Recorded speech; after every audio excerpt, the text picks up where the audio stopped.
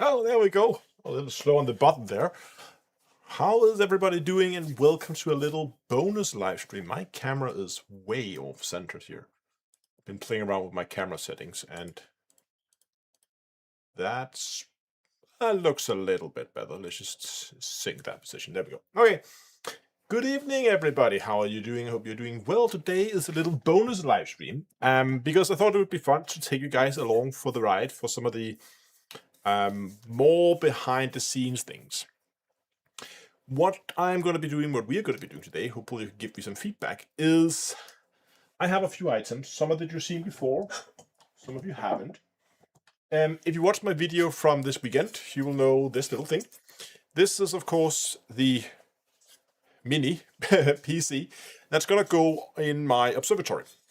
This is a small industrial, completely fanless, purely passively cooled PC. Not super powerful, but it has a lot of really nice features that I like. And that's why I've gone with this. Like, I really like the external antennas for better communication, loads of other features to this. If you haven't watched the video, you can go and watch that. That's later, where I go through this device. But this needs to be mounted, and I don't know how yet.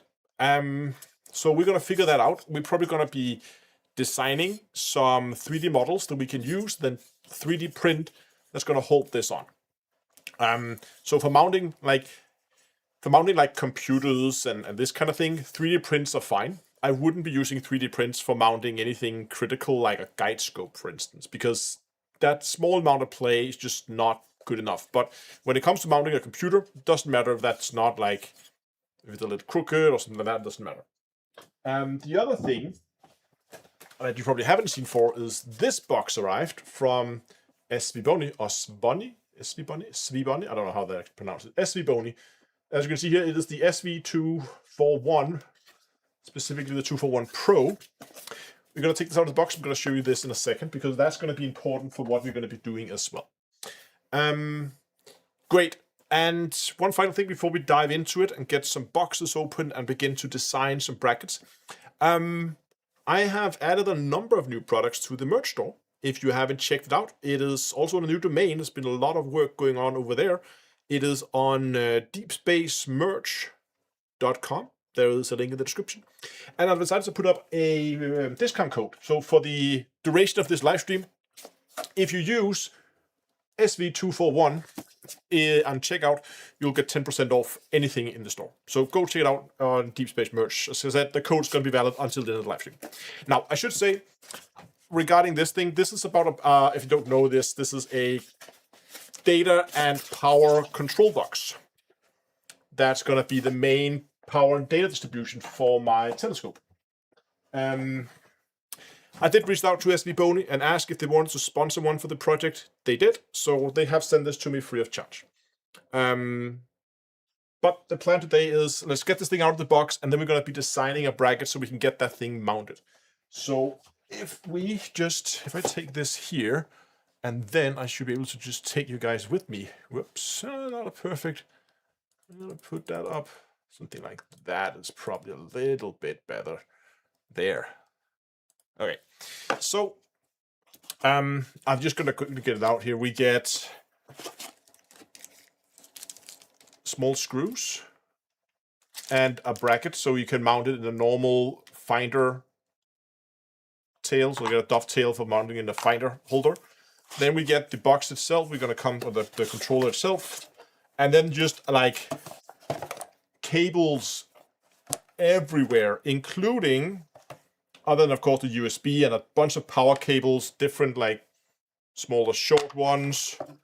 You get, even if you want to run it off a 12 volts cigarette lighter, you do that.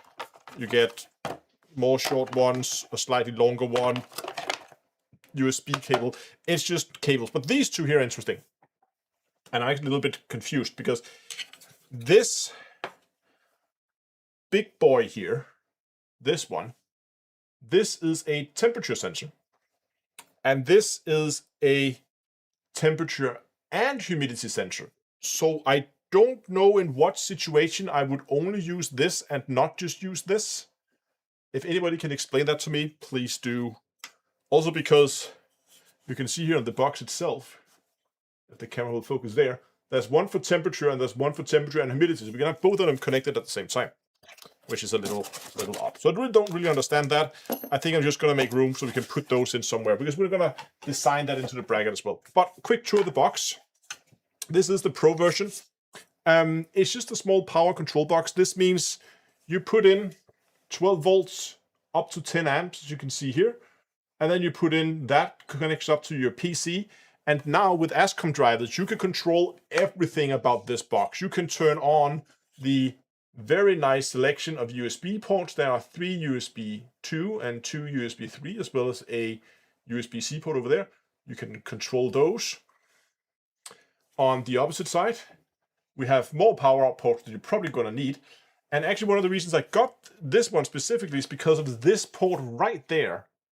That one that says always on. That means no matter what you do, no matter if this is connected up to a PC, there will always be power to this one. That means you could actually run your PC off of it, which is why I really like this computer, because its power input is just a normal DC 12-volt barrel jack. So they kind of talk together, which I kind of like.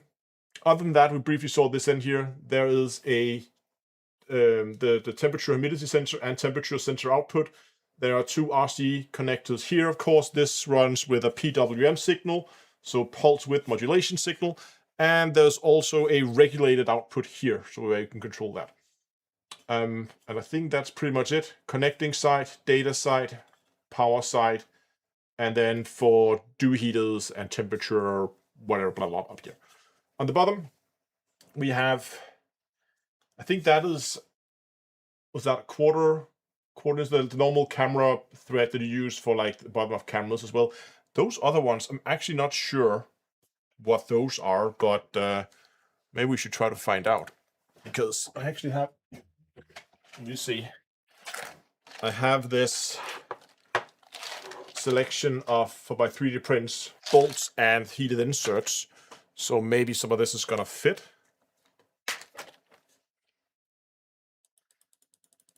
Just zoom in here a bit so you guys can see what's going on. There. Okay. So it's just, this is, I think these are all M4. Oh, that's perfect. So that's M4 right there. That's awesome. That means we can just use normal M4 bolts when we need to mount this, and there's 4 of those in our pattern around that. Okay.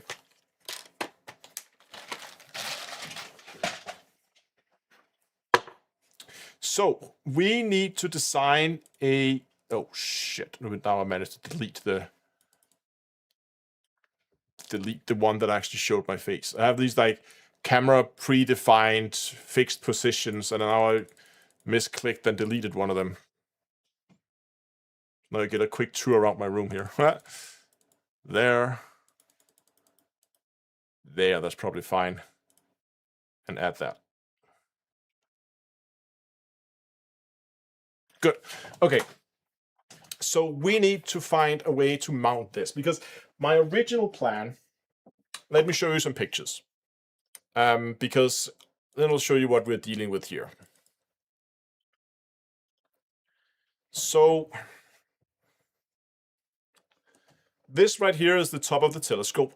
And you can see I just put on a ruler so I could see the dimensions of it.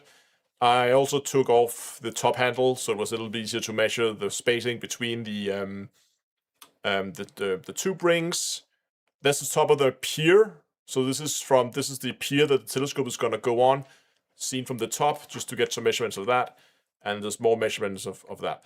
So my original plan was, I actually ended up just taking the top handle with me, because I thought it was easier than bringing the entire telescope, because I thought if I have this, then I should have all the measurements I need. My original plan was to actually mount both the computer and this on here, but you can kind of see, like, even if I 3D print a bracket, it's gonna be a little, I mean, and I could kind of get the feeling it was getting a little tight, so I was thinking, oh, maybe I could do something, you know, like this sits underneath like that, and I know it's gonna be sitting, like, it's lower here, it's too low. But you can see, there that there is quite a bit of room from the bottom there, the tube ring down. So I think this would fit in there, in that gap, but I'm not really sure. And then I thought maybe I could then just do something, you know, sandwich that on top and make like something like this. But the more I've been thinking about it, because then I'm thinking, why am I putting the computer on the telescope when I have this? This weighs nothing. It's really light. It's still in a metal case, so but still it's very, very light. So why am I putting all this on the telescope when I really only need this? So my plan is to have this mounted, and I actually also think I'm just going to get rid of the handle altogether and just use the bolt holes that this would normally bolt in, and then just bolt straight through some kind of 3D printed mount. So that's the plan. We're going to figure out a way to mount this, and there's going to be places where we can put the sensors.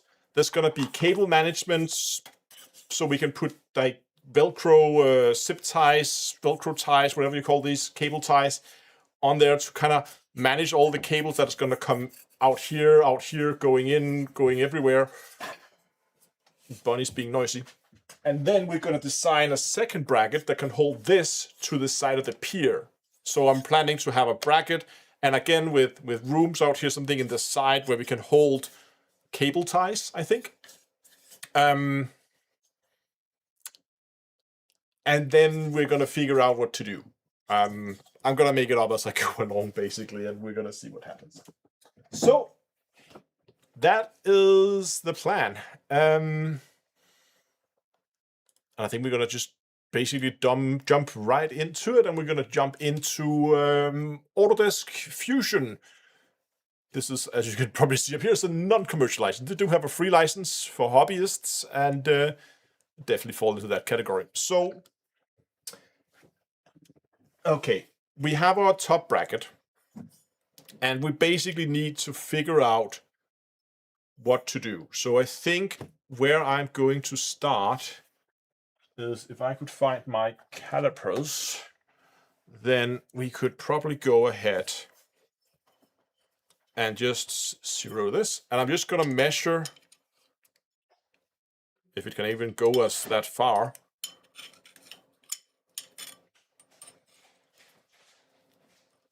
Will it extend far enough? No, it won't. Okay, so I'm going to need to, hold on. I'm going to need to find something else to measure this with. So we can basically, I want to measure the distance between those holes, outer holes here, and the size of them.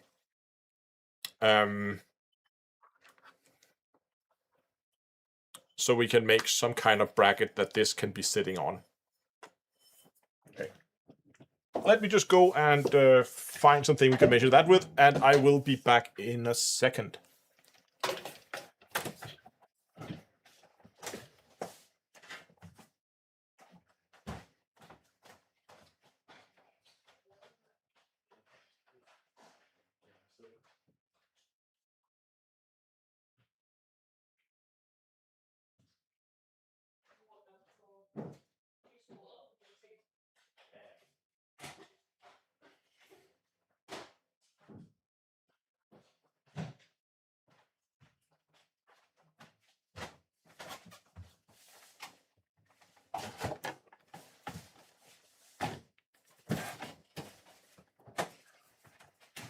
Up.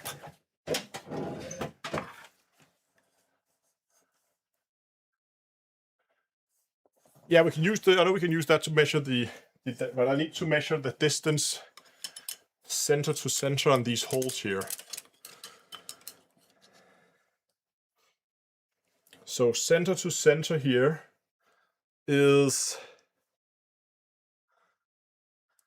I want to say 18 millimeters, not 18, 180 millimeters.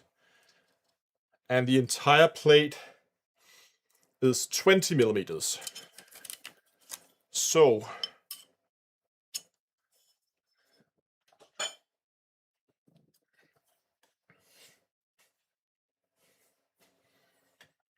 let's start by just taking a top-down view, and let's draw ourselves a sketch here. Okay, so what if we start with a rectangle. And we're saying this should be 20 centimeters long.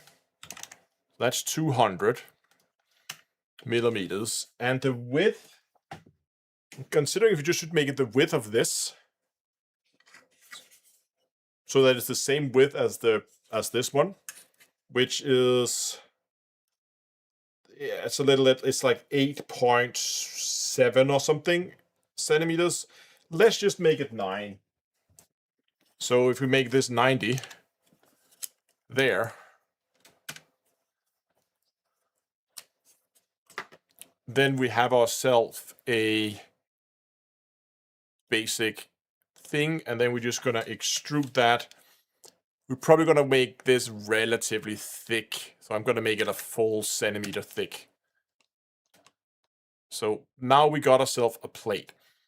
So now we need to drill some holes in it.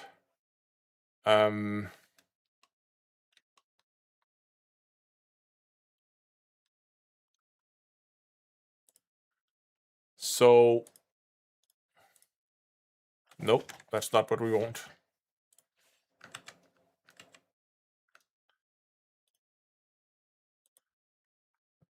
So we know the holes, this was 20, so there's a 1 centimeter gap.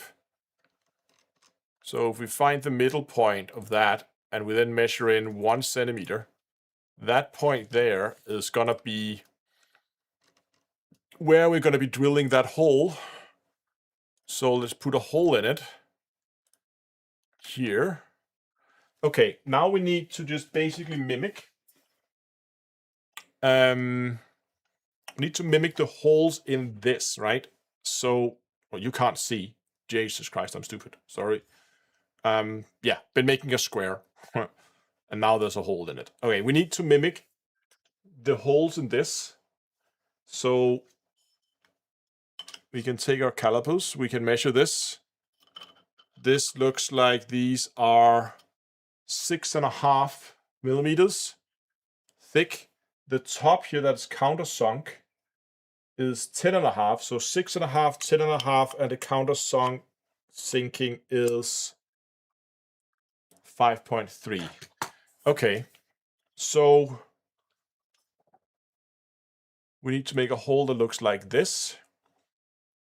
The entire length of it needs to be 10 millimeters. We need to have a flat bottom there.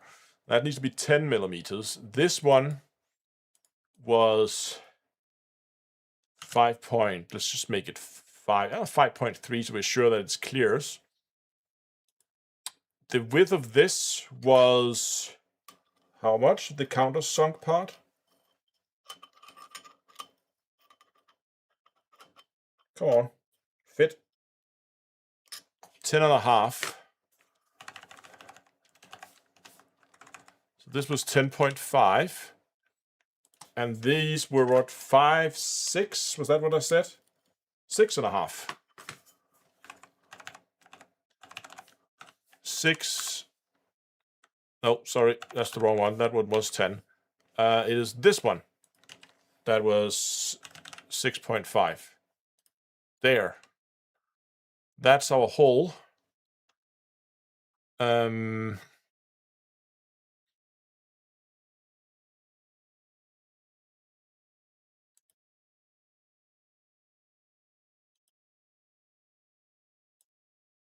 Nope. Shit. Ah, did I delete it? Stupid. I wanted to just save myself a little bit of time. Am I lucky enough that it remembers my settings? No, I'm not. Nice. Okay. 10. Oops. 10.5. This was 5.3. And this was 6.5.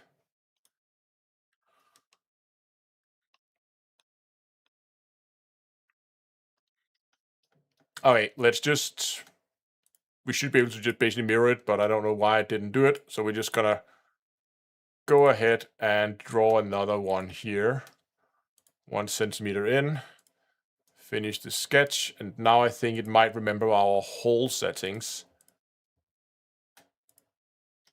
Yeah, so it remembers the hole settings. Okay, there we go. So now we have a basic plate that we can screw in that fits the width of this, and that will fit in here. So now we need to make some holes like those, where that can go in. The question is, like,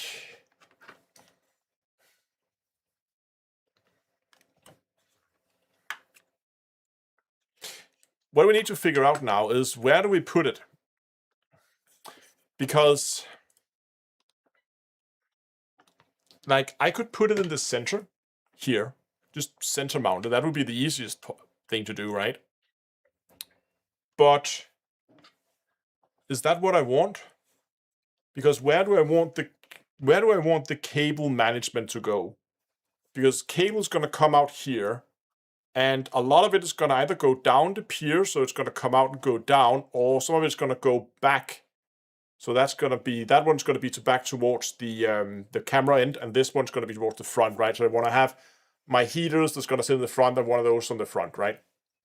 And I also want to find a place to, like, put these probes in. Exactly how, I don't know yet. I'll figure that out. But the question is if it would be best to just...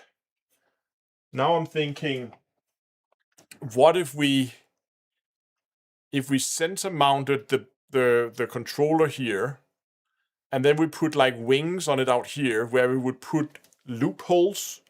You can't see again. So if we center mount it on the center of the plate, and then we put like wings out here on both sides, where we could put loops with zip ties, that means we can put that in there, and then the cables can run out to the zip ties and kind of be zip tied in there. We could also, alternatively, that might actually be better, I don't know. Alternatively, we could also just put little bumps up that goes upwards here with holes in it. Then again, we can then zip tie things to, which I might actually be slightly in favor of the more I think about it. So we need to figure out, how long is this?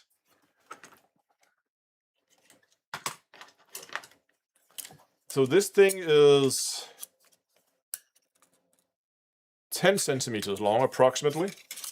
We're working in, and then we need some extra room for, you know, the cables that's going to come out here. They're going to need some room. The cable's going to come out here. It's going to need some room.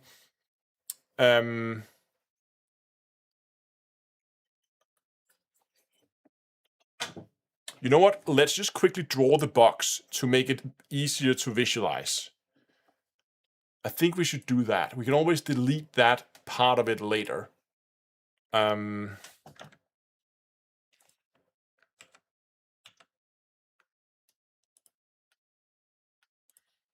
So if we make what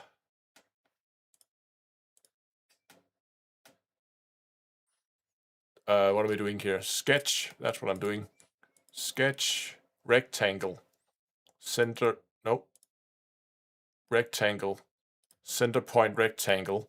And then this side here was, let's just make it 90. And it was 100 on the other end. And how tall is this?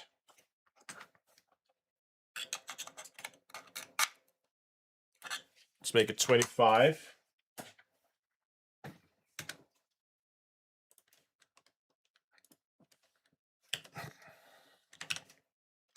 Okay, so that is a rough estimate of what this thing is look like. You can kind of see, if I need room here for cables to come out, but I was thinking, you know, just putting the cable ties out here, here, here, so they kind of go out to the side of the telescope. Which I thought could be cool. I don't know. Because I'm afraid if I put them here that are going to be interfering with the cables. I want to have easy access to the cables, and therefore want to keep them clear. So I think what we're going to do is we are going to be basically making some wings here on the side. So if we take a top view, we draw a sketch. We draw it on this plane here. How wide do they need to be? That is the question. Because the easiest way to do this would be to just do a 2-point rectangle from that corner. So how wide is a zip tie channel? A centimeter? So 1 centimeter, then let's say I want 3 channels with half a centimeter in between. So that's 1.5, 1.5, that's 3, that's 4.5 plus 1 in each end. 5, 6.5 centimeters, so that's 65. That's very wide.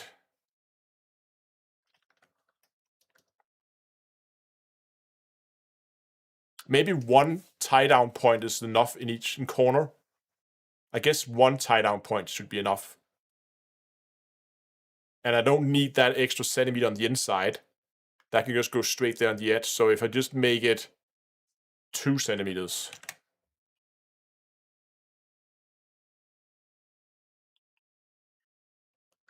And then make it 50 on the other side.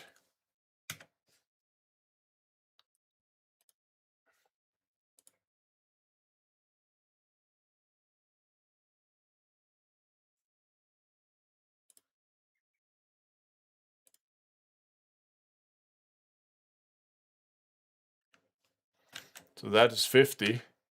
And that is 20.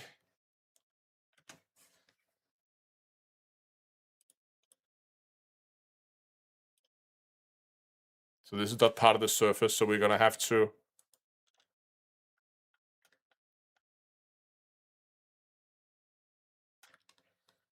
So now my idea was to take those 2 surfaces and extrude those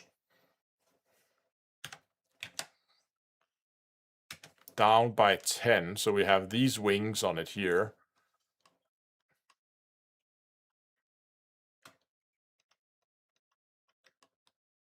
And now we're going to need to find a way to make, so we want the cables can now basically come out. Oh, but those cables here is going to have a hard time coming out to that. It's going to be a rather steep angle, isn't it? We can do rounded corners later. I was planning to, you know, like put bevels in on it and stuff like that later. So we make it look a little nicer. So we can, like, you know, pull that out to bevel that. But the cables is going to come out of this surface here and this surface here. They're going to have a harder time reaching the tie-down points out here. So, oops. So, you know, the power ports here and those here on the back, they're going to have a hard time kind of bending all the way out there.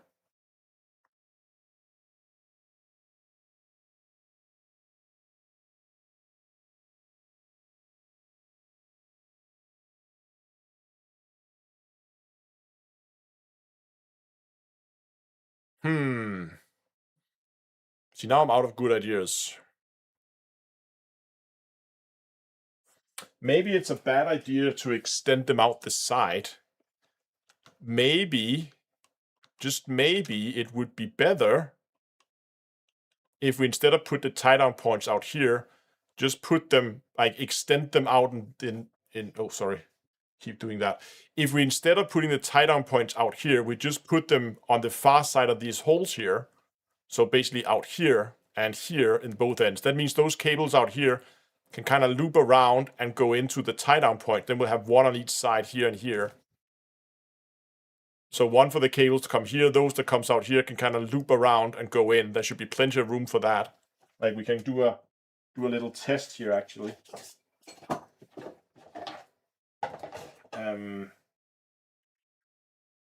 Let's do a little test. So if I take the USB cable and just unzip tie this, and I also take the thickest of the, they're all the same thickness, it feels like. I take a power cable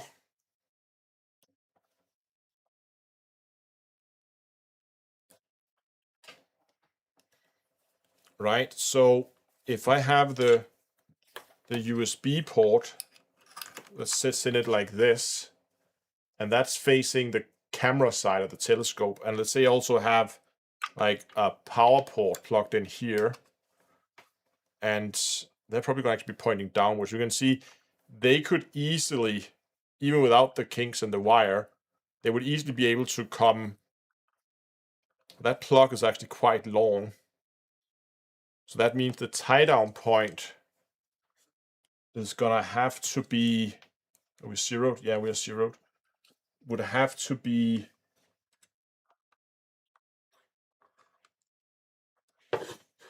how far is that? That's 44 millimeters away in order to ensure we have enough clearance, at least 44 millimeters away to ensure we have enough clearance. 44 millimeters.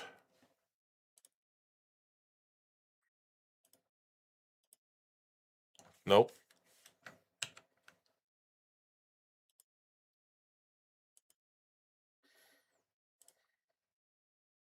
From that, oh, let's draw like one of these here. So from that surface, come on, stop being annoying, out. Okay, now that's okay. We have 50 millimeters out there, so that's okay. So if I make the tie down points like out here, we should be good. I think that's what we're going to do. I think we're going to put the tie down points out there instead. So that means if we look at the pictures here, we're going to have this plate sitting up here. That's the holes they're going to go in. And then out here and out here, we're going to have tie down points. That's going to be a nice place for them to go if they're going to go backwards. If they're going to go down next to the, they can go down the side of the mount here and come down to the controller or to the mount itself, to the computer, stuff like that. That's what we're going to do. Okay.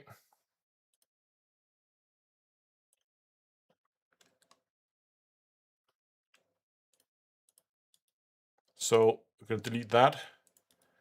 We're going to delete that. We're going to delete that.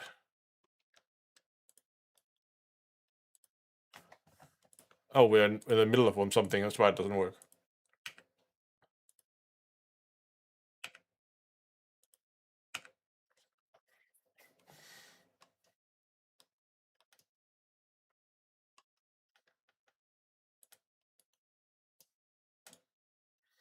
So if we just extend this by, let's make it, I don't know, 30.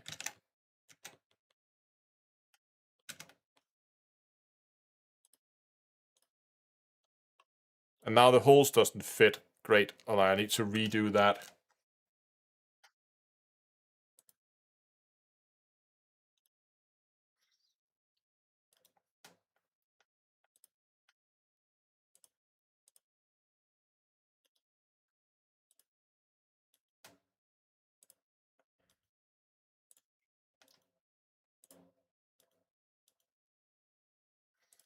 Delete the box. Okay.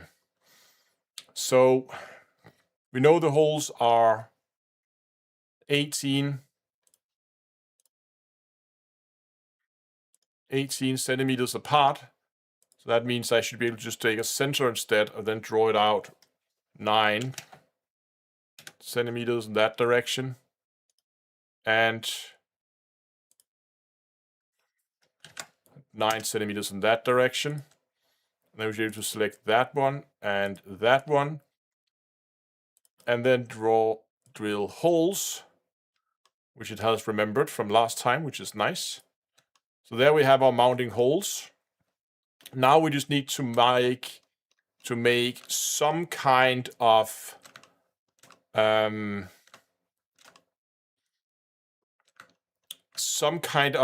like cable tie down loops. And just think the loop's gonna have to be this way, right? So the hole's gonna have to come in that way.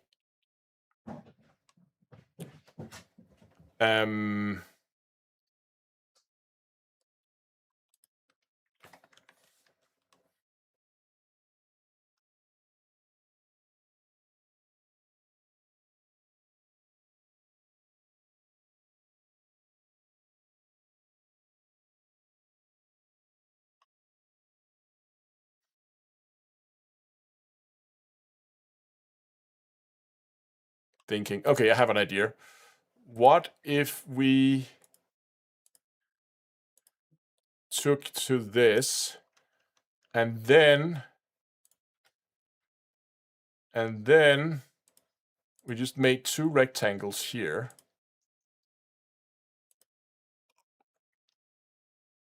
One centimeter tall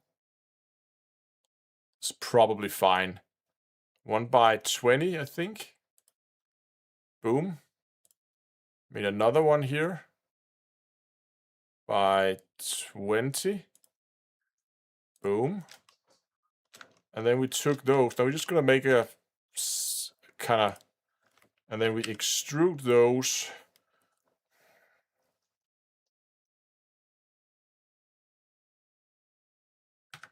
Minus 20.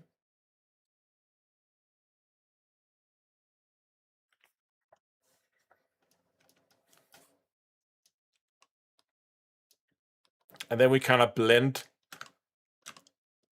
these in by just basically taking all these edges here.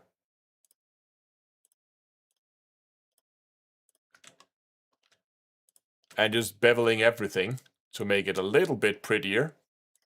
Because everybody likes bevels.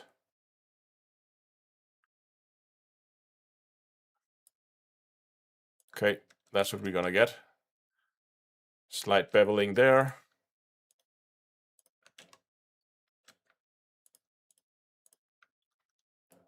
And some more beveling here.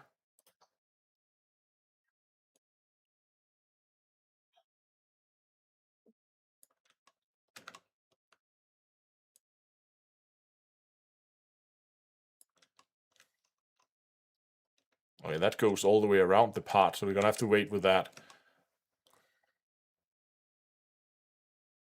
But now what we can do is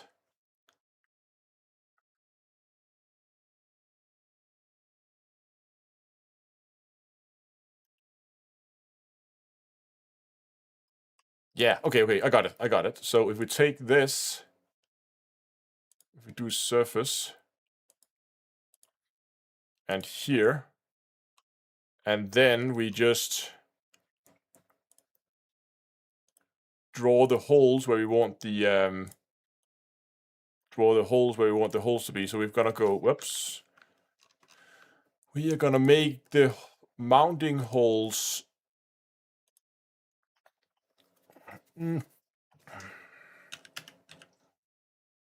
5 and 5 in, and then we're gonna make them 5 by 10. That's probably way bigger than we need, but now they're there. So now we take that, and then we just extrude that as a, whoops, come on, nope. Extrude that as a cut all the way through it. There. We should be able to run a zip tie through that.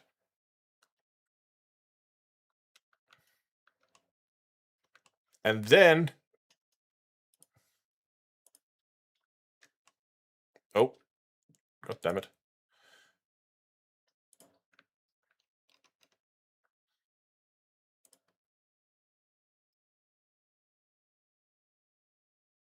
Uh, 20 is too much, I feel like. 16 looked okay, I think. Yeah, 16.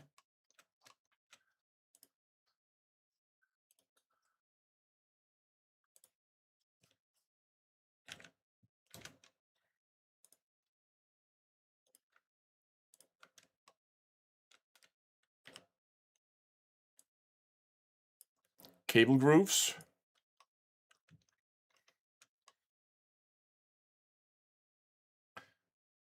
So now, here we can just basically run a zip tie, or I plan to use these Velcro zip ties that we're just going to run through these holes here and here, and then there's little grooves to kind of keep the cables a little bit more neat and together.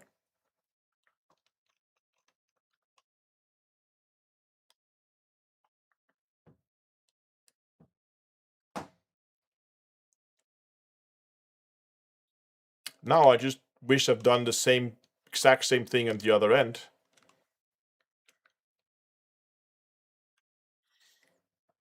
Can we do, there's some tricks here. We do mesh, and we instead of body, we do feature.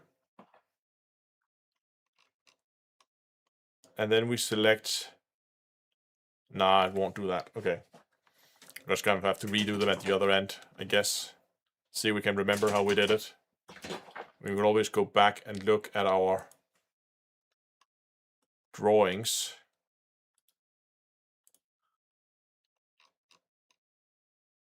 So that is 1 centimeter by 2 centimeters. Let's go ahead and do that down here as well.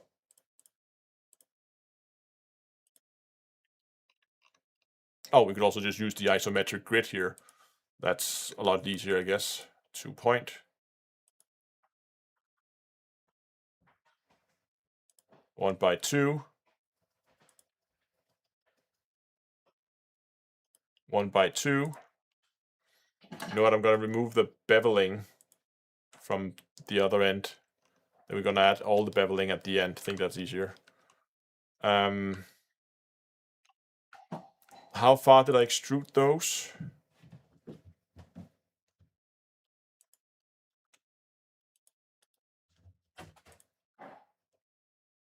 -20.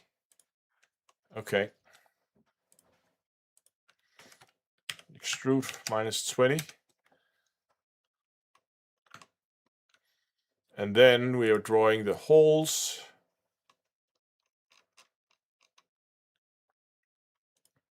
Which I can pretty much just eyeball now because we have the grid. I think I made everything fit to the grid.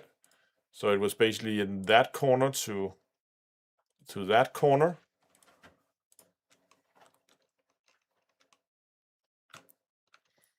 Extrude. Cut, cut, cut, cut, cut. And then we just need to draw those holes or those channels for the cables, which we've just done by putting a circle, radius 16, and it was at that grid point, radius 16, finish, and cut. Wabam! Look at that. That looks pretty good. Now we just need to bevel it, of course, at the end to make it not so sharp. But I just want to double check my measurements here. So if I do a measurement from that hole to that hole, it is 18 centimeters. I know we have an overdetermined model if we do so. But now I just want to, be sure that my dimensions here are correct. So here's the actual bracket. We know that fits on it. And if I put my ruler on the center of that hole, yes, 18. Perfect. Okay, so this should, and we now know that they have the same hole depth and the same countersink. Yes, I am going to 3D print these. The idea with this is going to be basically replacing this top handle on my telescope. So this is the normal top handle. That's going to go off, 3D print this, and then we're going to be putting my newly acquired SVBony, I forgot the number, SV241 Pro. Which material going to use? I'm going to probably be using, I can't remember, is it PLA or PETG? There's one of the two that is more like weather resistant or more like resistant to heat. I can't remember, is it PLA? PETG, thank you. Yeah, that's the one. That's the plan I've been 3D printing brackets for my phone and stuff in my car. And in the beginning, I was just printing them in PLA. And on a hot summer day, the whole thing it didn't melt but it got so soft that the whole thing just warped and got out of shape. Never had that issue with PETG, so this is gonna be printed in PETG for sure. That's the plan, at least. Now the problem, of course, is that this is now way too big for my 3D printer, so I'm gonna have to call in a favor. I have a friend that has significantly more 3D printer volume than I do. There's a high temp PLA now. Okay, but I don't. Again, as I said, I'm gonna have to ask one of my friends to 3D print these for me, as this is gonna be too big to fit on my own printer. So that's gonna be on him to do that for me. The only thing we're missing now is a way to mount this. Now, we already figured out before that let me just actually get you guys with me here. Whoop. So we already figured out that these holes here on the top. Whoop. Camera, turn. Camera, zoom. There. Okay. We already figured out that these holes here on the top were apparently M4. So I could take an M4 bolt here, and they will fit in there. Like so. And that is in there pretty solid. So 4 of these should be more than enough. Now, these are probably going to be too long. And I'm not going to be using heated inserts, so we're just going to screw it straight through the 3D print and into this. So if I bottom this screw out here, this might actually be too long, because the thickness of this 3D print that I'm making here is 1 centimeter. So 1 centimeter on the calipers is around there.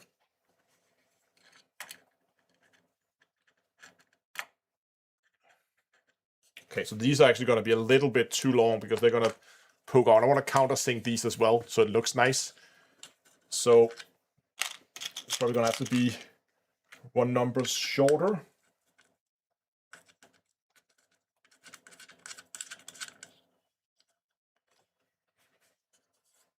Okay, let's try this again. 1 centimeter. Are these the same size? That's so weird. Okay. Well, that means that either, you can see here, like if I put it in there, can you guys see? Where's the camera? There's the camera.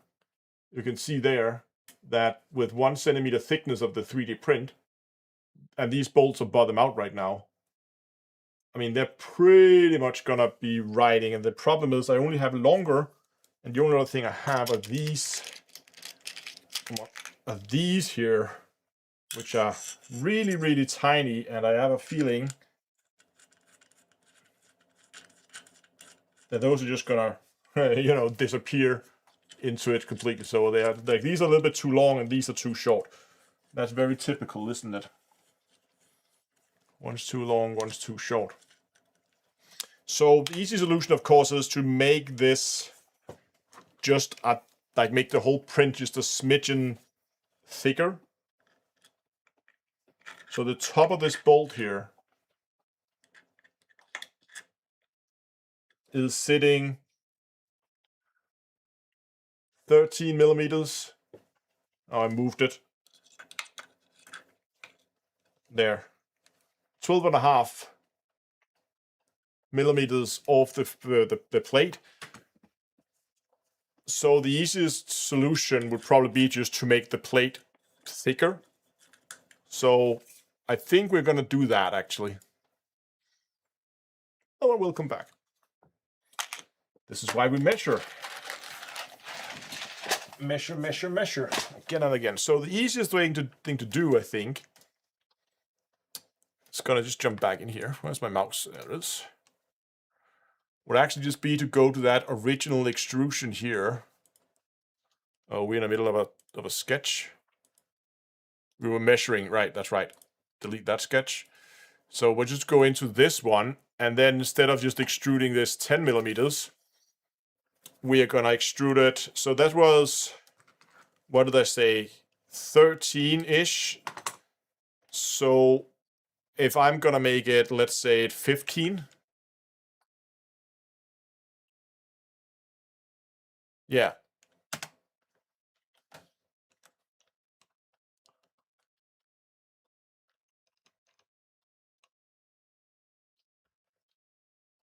See, now that screwed up that one there. That didn't, why didn't that anchor correctly? Okay, I have another solution then.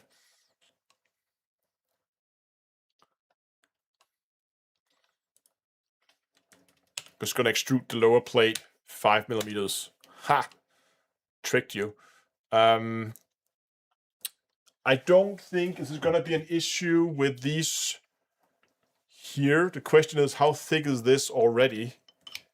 So this is 8 millimeters, and it's now going out to 15. That's quite a bit longer. But okay, measuring the thickness of that.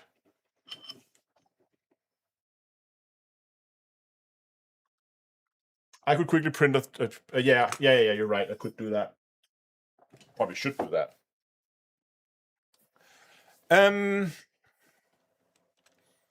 But if I just need to get bigger bolts for mounting, like if that's my only issue is I need bigger bolts for actually putting the plate in, or longer bolts, I think that's fine. And if I recall correctly, those bolts were also very long. I think I was just screwing. It was a very long time. So, and again, we are not going to be holding a whole lot of weight here. We are just going to be, we're not going to be putting the computer. We're going to get to that in a second, where we're actually going to make a bracket for the computer. For now, we are just going to be just mounting the little power data distribution box. So, yeah. But you're right, I'm probably going to print like half of it, cut it in half, and then print one half for myself just to feel it and see it before I send it off to my friend to have the full thing printed. But I think I'm going to just make it thicker, so it's a bigger thing. That's going to be fine. Okay, now we need to make holes now for mounting this. So that means we need to measure this section, this little thing here, though that whole pattern. So what I'm going to do is I'm going to basically measure this center to center. So center of that hole is 20 millimeters.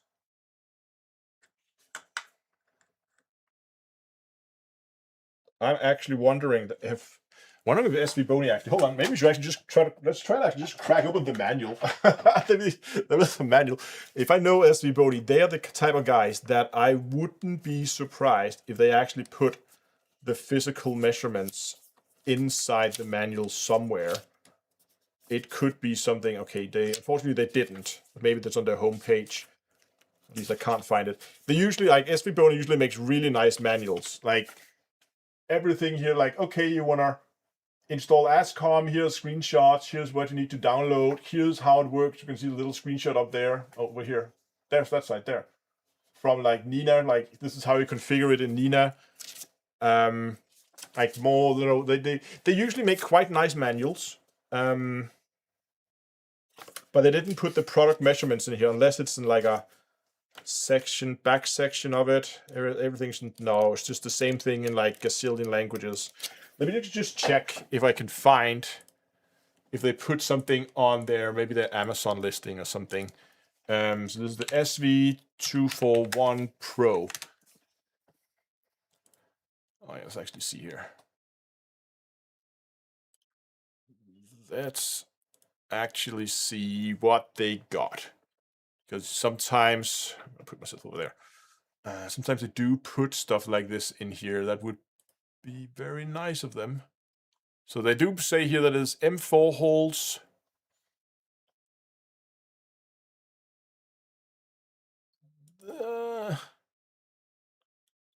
And 1/4 20 threads. That's normal camera thread there in the middle. M4 holes. We have the weight here and we have the size. in millimeters. But that's of the whole box. That's not of the whole pattern.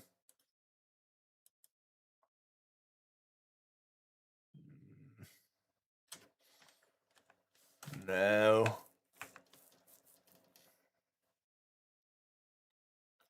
Do any of you know, now that I have you guys here in chat, can any of you explain to me why you need both a temperature and humidity sensor? Like, why do I need both? Couldn't I just use the temperature and humidity sensor and just not use the temperature sensor? Or am I missing something here?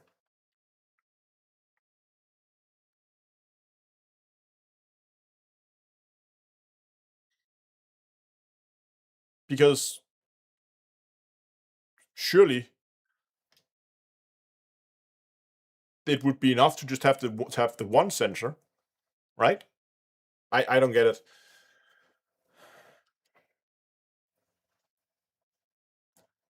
Ah, the XSS is right here on the screen here. Look at this.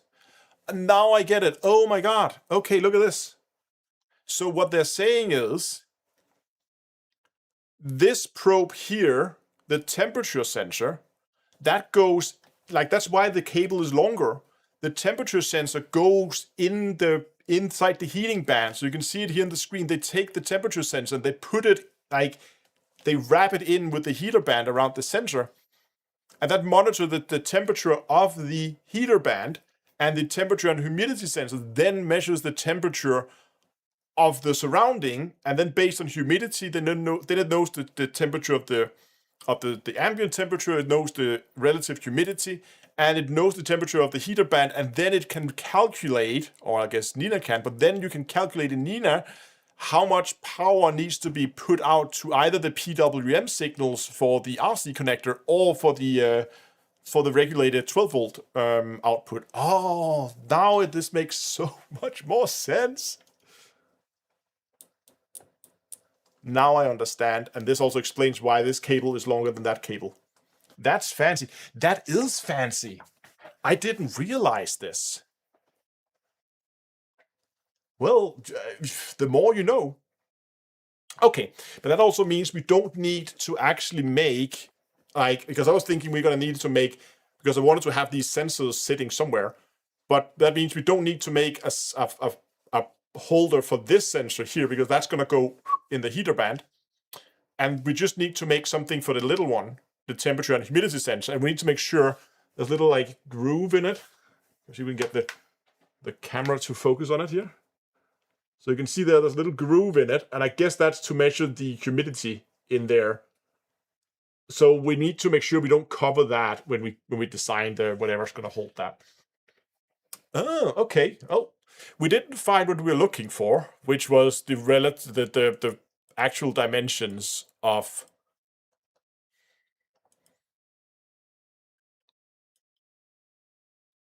I mean, I'm really impressed with this device. I was looking at the one from Pegasus Astro. They make some really cool one too. But there's just, like, it's the ones from Pegasus Astro is obviously a lot bigger, and they also, some of the both, like, their pro versions probably have some additional features. But honestly, for something that weighs, what was the measurement thing? It was a picture with a weight on it. Here, just over 200 grams, or 7.4 ounces for you guys in the US. This thing is light.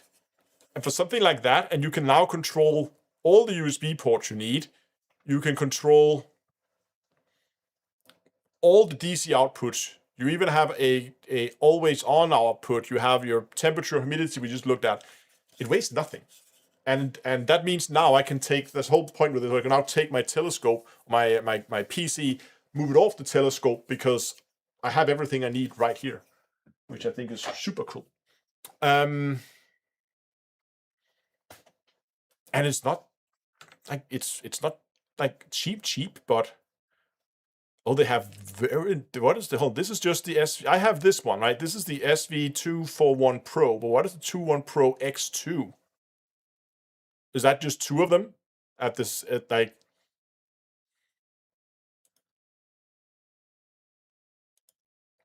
Oh, so you just get, okay, you could just get 2 for 10% for $10 off. But again, I mean, if you buy one, it's on sale right now, right? It's 20% discount, but normally it's 170. Now it's 136. Hey, I didn't get the stickers. Where are my stickers, Ashley Boney? That's fine. They did send it to me, so I don't know if it's a demo unit or what it is. Center to center. The website shows between 20 millimeters center to center. Yeah, that was kind of what I measured as well. They do also have the non-pro version of this, which obviously the non-pro is a little bit less fancy. I don't think it has it always on display. Not sure how many cents the non-pro version has. It has both temperature, humidity, all that fancy stuff.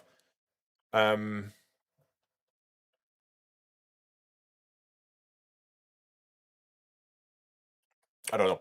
Okay, but they say center to center, 20 millimeters center to center. So that means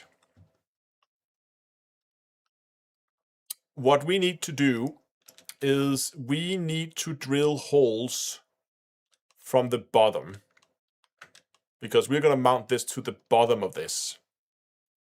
So let's go ahead and let's draw something on the bottom surface here. So if we just make a,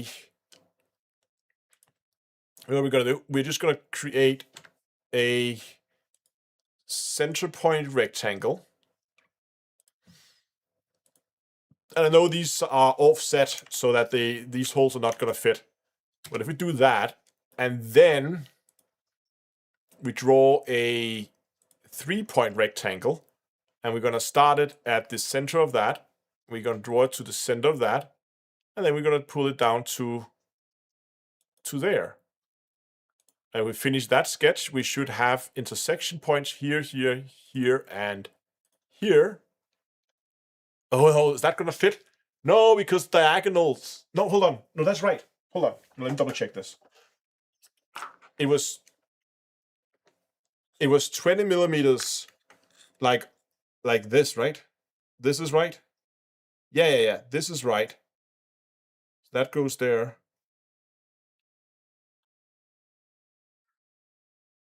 Yeah. Yeah, this is right. I was just confused because if I'm measuring 20 centimeters is from there to there. I was confused if this distance was on the diagonal here of the square, but the diagonal is then of course going to be like square root 2 times, that's almost also 20, but not quite.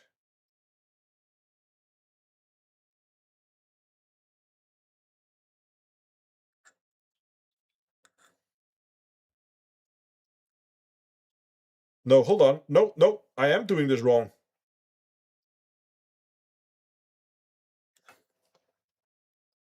The 20, hold on, so look at this. We need to go back. Where's my camera control? Look at this. If I measure 20 centimeters, I thought the 20 centimeters was like this. We need to zero this again. Manage to zero it. If I measure it like this, like across like this here, that. No, now this says 20 centimeters. What the hell? What's going on? And then this now is.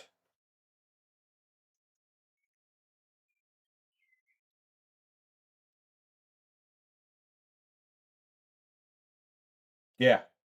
Good. We're right.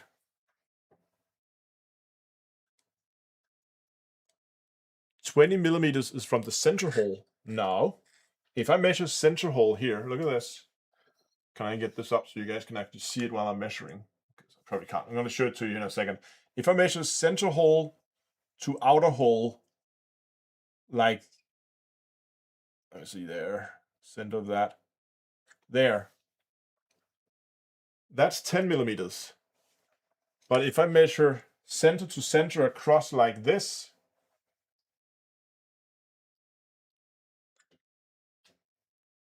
That's 20.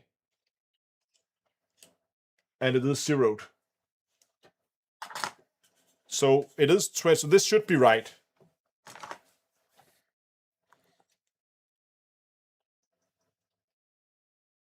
Really? The website shows 20 millimeters from the center hole. That's a bit... Then the website is wrong. Just get you guys back. You're actually looking at me and not my belly. Hello. Yeah, because that's wrong then. And this is in millimeters. Yeah, this is set to millimeters. So if this says that, unless you're looking at the wrong model, this is the Pro version. They also have a non-Pro, so make sure you're looking at the Pro version.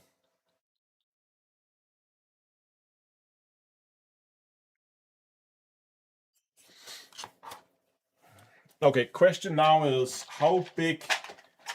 Let's first actually, let's go ahead and drill the holes.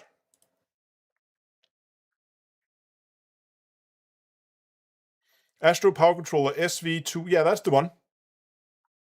What homepage are you looking at?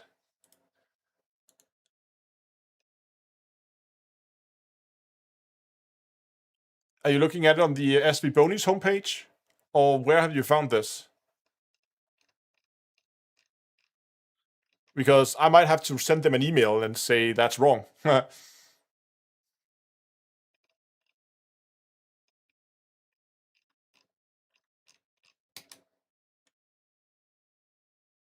Looking, oh, here it is.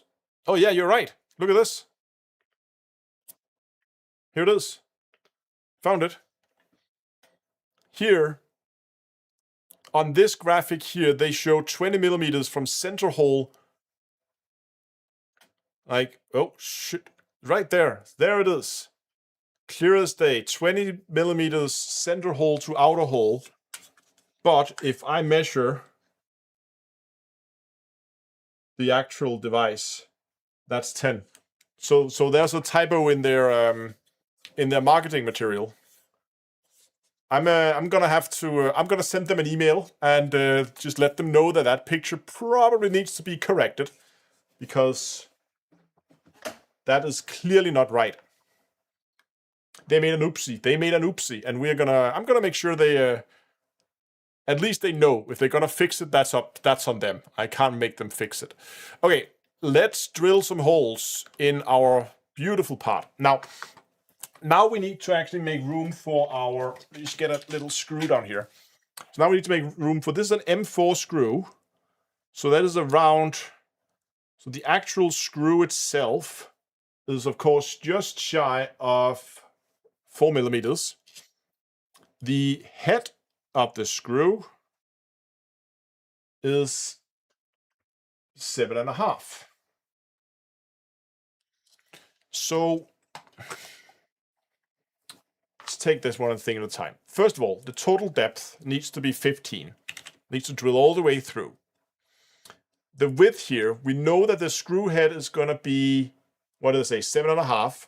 So for good measures, I'm just going to make it 10. Is that too much? It's probably too much.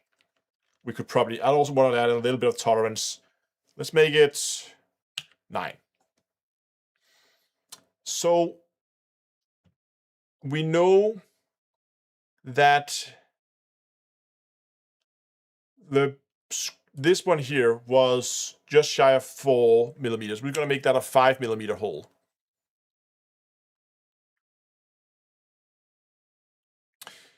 And the question now is, how far down do we need to make the countersink here? Because the head of the screw, that is very difficult to measure, but it looks to me like it is about 2.5 millimeters. So that means,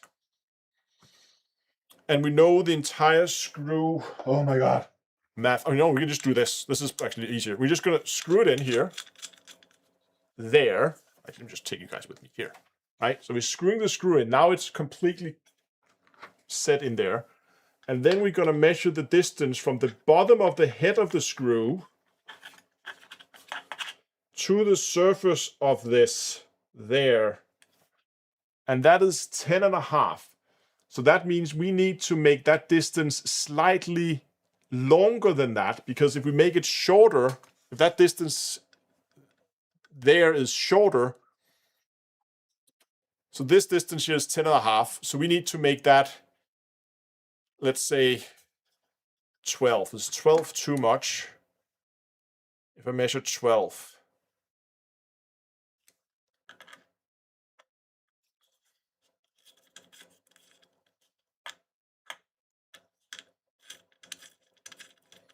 No, that's plenty. I was just going to make sure I have enough to grip it, you know. But that's plenty.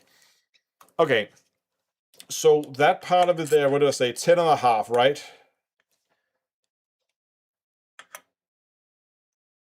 Now it looks more like 11. Let's say 11. So we need 11 millimeters. We need slightly more than 11. We need 12 millimeters of the thin part of the hole. That means the thick part of the hole can only be 4 millimeters in depth, because the total thickness of the plate is 15 millimeters.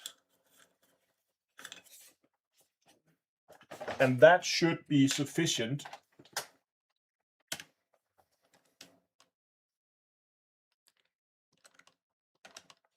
We drilled all the way through. So now we can pre-mount this, and then after we mounted this, we still have access to these holes. We can screw it in, and now we have everything nicely mounted. Okay. The only thing we are missing now, because these here are the end here, we're going to put Velcro ties through that, and we can then run. My plan is, I have bought some cable sleeving, and my plan is to make an entire, like, what's called a cable harness. I don't know if you guys have ever watched like people repairing cars, you will know what a cable harness is. But a cable harness is essentially just one very long cable where all the cables are kind of tied together, so you have them branching out where they need to go in the correct lengths. That's what I'm planning to do with a cable sleeve that has like a Velcro closing thing. So I'm gonna basically create an entire cable harness. But a lot of the cable's gonna come into this box, of course. It's gonna be our main control center. I think I forgot to actually show you when I was doing this, but here it is again. I'm very bad at switching cameras. But there it is with holes in it. Okay, so that should be it. But the only thing we need now is this, right? Temperature and humidity sensor. So the temperature and humidity sensor goes in, this is going to be the front. This is going to be the one pointing up towards the front of the telescope. So that goes in there. And then this just needs to be somewhere. I was thinking if we could put this down like this. You can't see it from because my fingers. So if you imagine it's sitting here on its plate, use this as a stand-in. So it's sitting here on this 3D print. And then this is kind of sitting down here on the side, below the USB ports, below everything, out of the way. And just to make sure that it's not gonna get, if we fold this cable out? How long is this cable?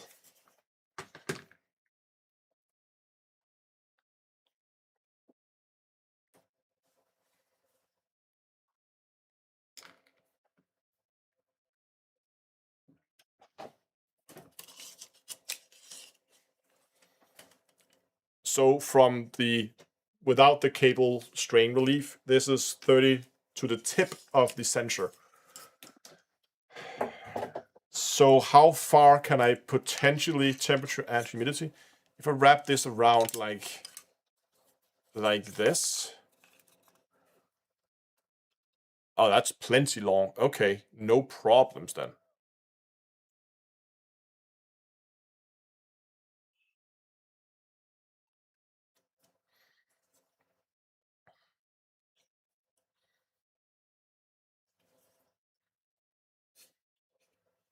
And I can just adjust if the length doesn't fit perfectly the way I wanted it to. I can just adjust it by making this loop slightly longer. So I just adjust it like that, right? So this loop is just going to be slightly longer or shorter. So here's my idea. What if we just basically cut a channel all the way down the side here?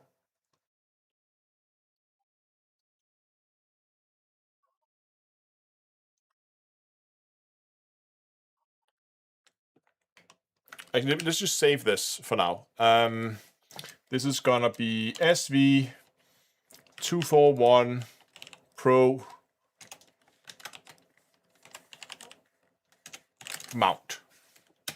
Save. Okay. So I was thinking, what would happen if we just basically cut a cable channel all the way down the length of it and just made it slightly wider at the end so that it could accommodate like the sensor. And then just make the sensor basically stick out a little bit here. So it would just poke out the end here. Does that make sense? It's going to measure the cable. Obviously the cable is squishy, but it's 4 millimeters thick, the cable. So if I went ahead, let's just try something here.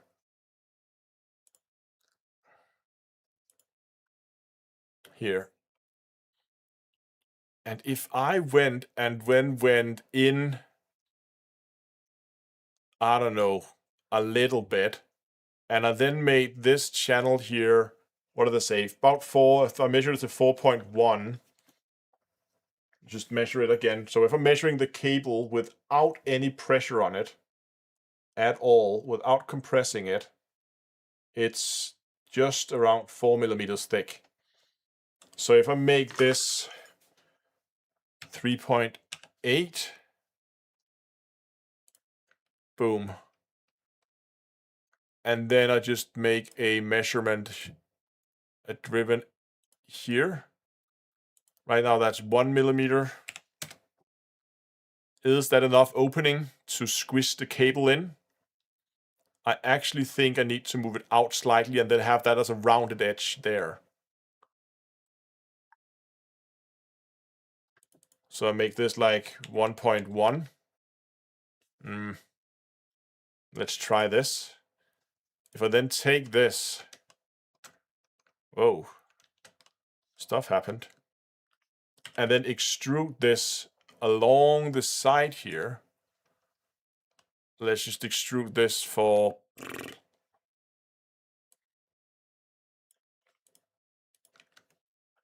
250.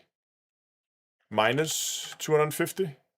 That's too long. Just minus 200 maybe. Something like that.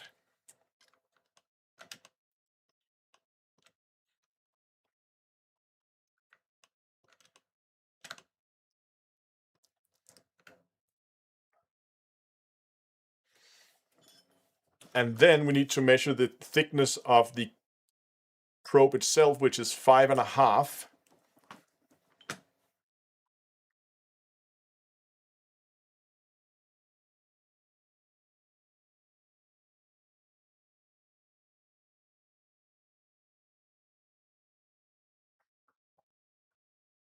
Yeah.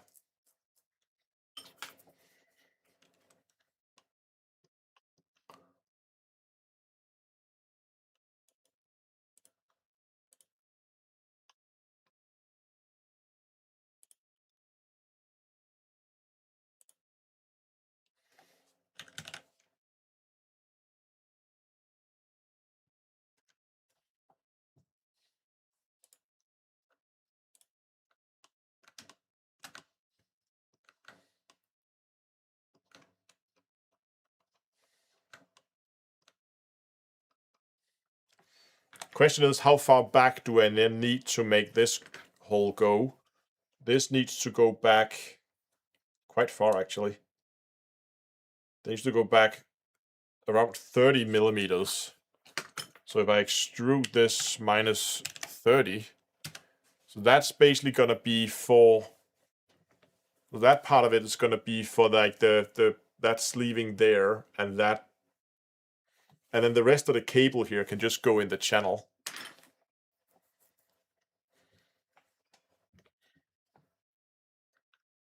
What happens if I bevel this, maybe?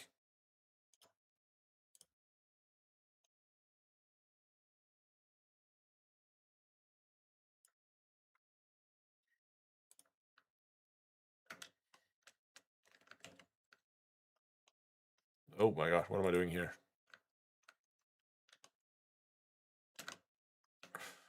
Is it better to bevel this edge here, maybe?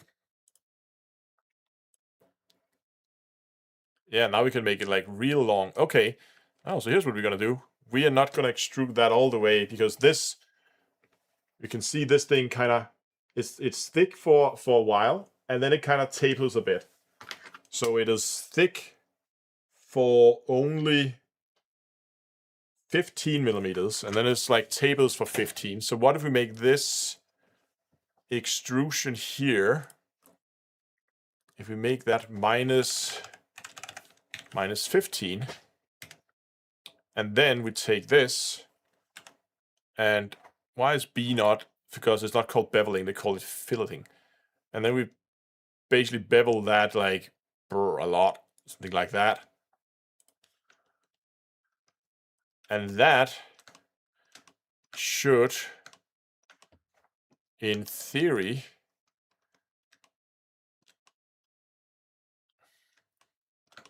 allow us to put the center in there. My centering is all off. Now we just need to do something over here.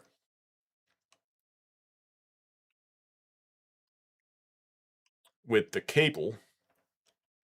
I'm wondering if that was, is that far enough? What was the dimensions of this thing? I'm already throwing my cables around. So the distance from the center to the back, just doing rough measurements here, was around 50 millimeters. So it needs to go at least 50 millimeters beyond. How big was this to start with? Okay, so that's 150. That's 200. It should be just around the flat edge of it.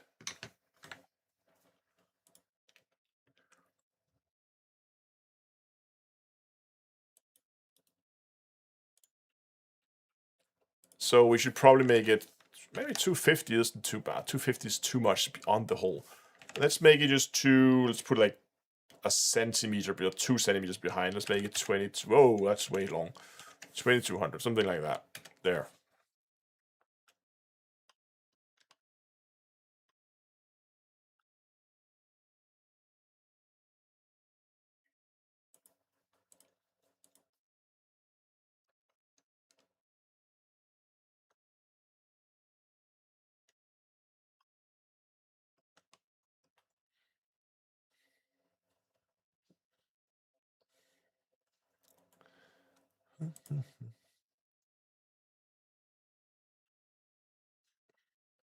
So what we need to do now is just right above that, we need to draw in, what let's put it 1.1, I think.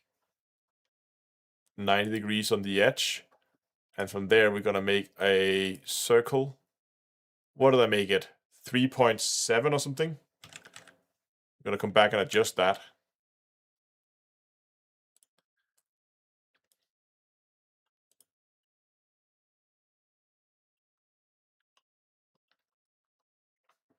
That's the wrong sketch.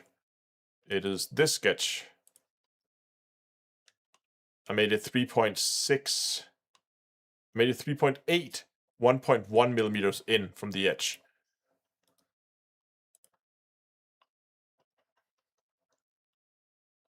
1.1. 3.8. Extrude down till you meet, I don't know how deep that needs to be. minus 10, minus 9.7. Sure. And then we're going to take this edge here, and we're going to give that a bevel. If we can. Because I don't want those super hot edges there.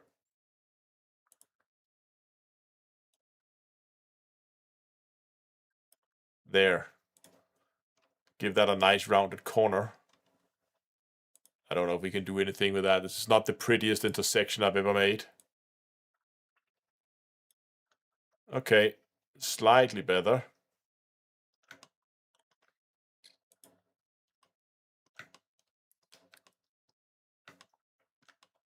What am I even looking at now?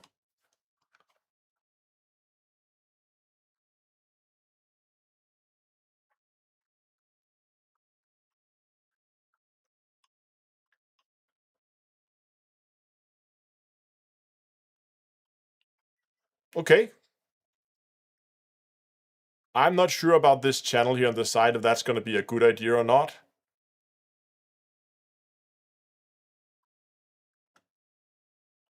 Do you guys have any better ideas? Should we just make holes and then...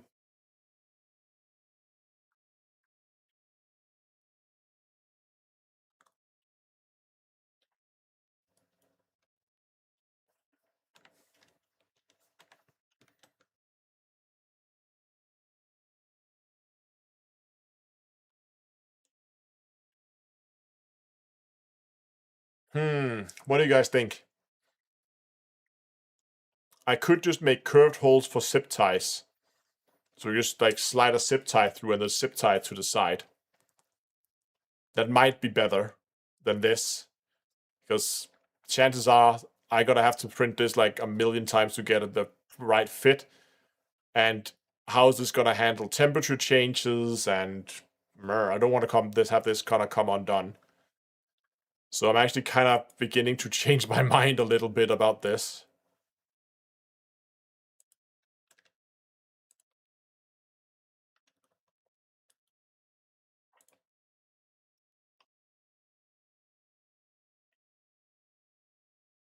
This thing is pretty much the width of the...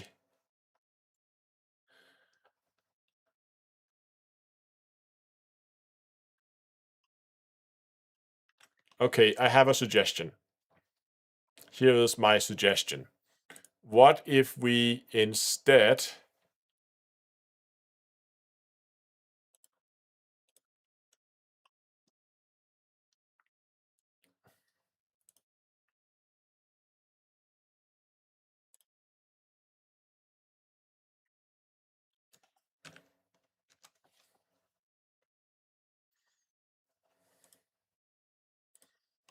What if we just cut a surface channel on this?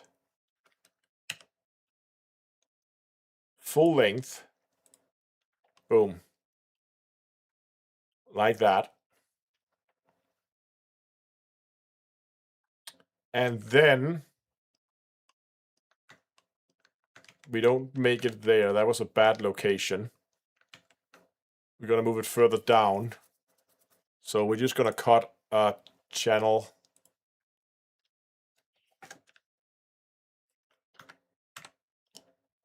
I have an idea. What I'm afraid of is that this is... this is fine. So we're going to cut a surface channel here. 5 millimeters in diameter. That's about the cable. A little bit more. And then we're just going to run that the full length of it. Boom. Very nice. And with that, we are going to go and... look at this. This is going to be a little fancy, I think. If we now go ahead and draw one circle here, that is 20. Yeah. And then we draw another circle that is 25. Yes.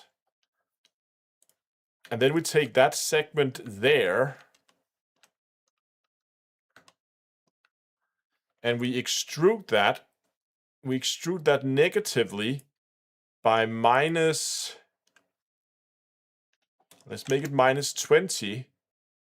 But instead of one-sided, no, instead of distance, offset, here we go. So we do it minus 20, but we also add an offset of minus 20. You see? First of all, 20 is 5 millimeters. 5 millimeters is plenty for a zip tie, right? But 20 millimeters thickness is way much. Minus 10 is probably plenty for a zip tie, right? So now you can see we have an internal cavity now, not really internal, but we have a channel in there where we should be able to just like put a zip tie in, and then we can just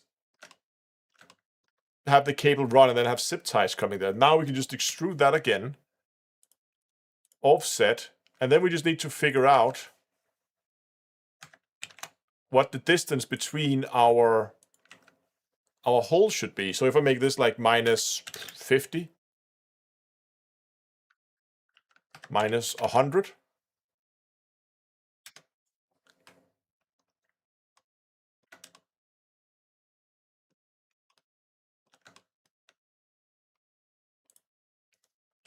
extrude, offset, minus 100, distance minus 10, there.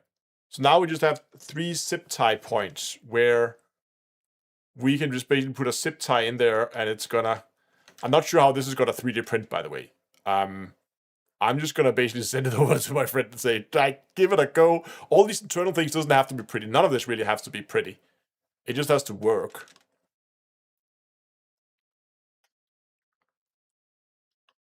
So we can put the big zip cable ties in here.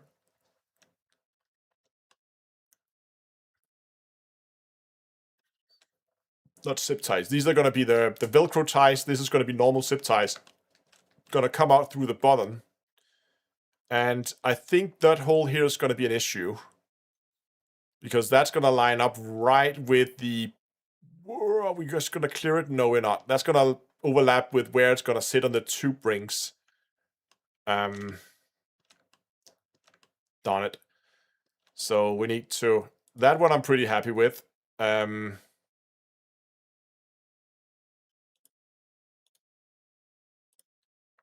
So let's just make it minus 80.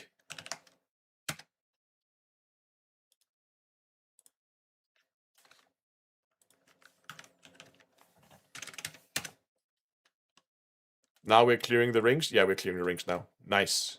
Okay. So now we just take the cable, run it into the channel, run a zip tie in, tie it down, run it the full length, and then we're going to have the probe sitting out there at the end.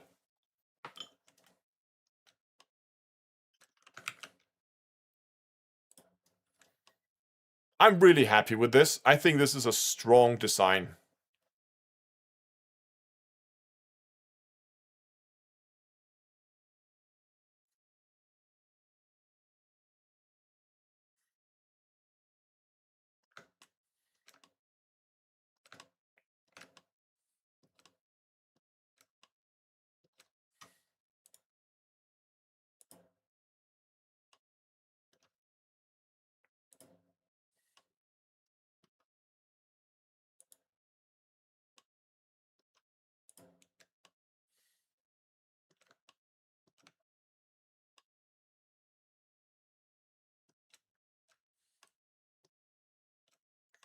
Okay, what do you guys think?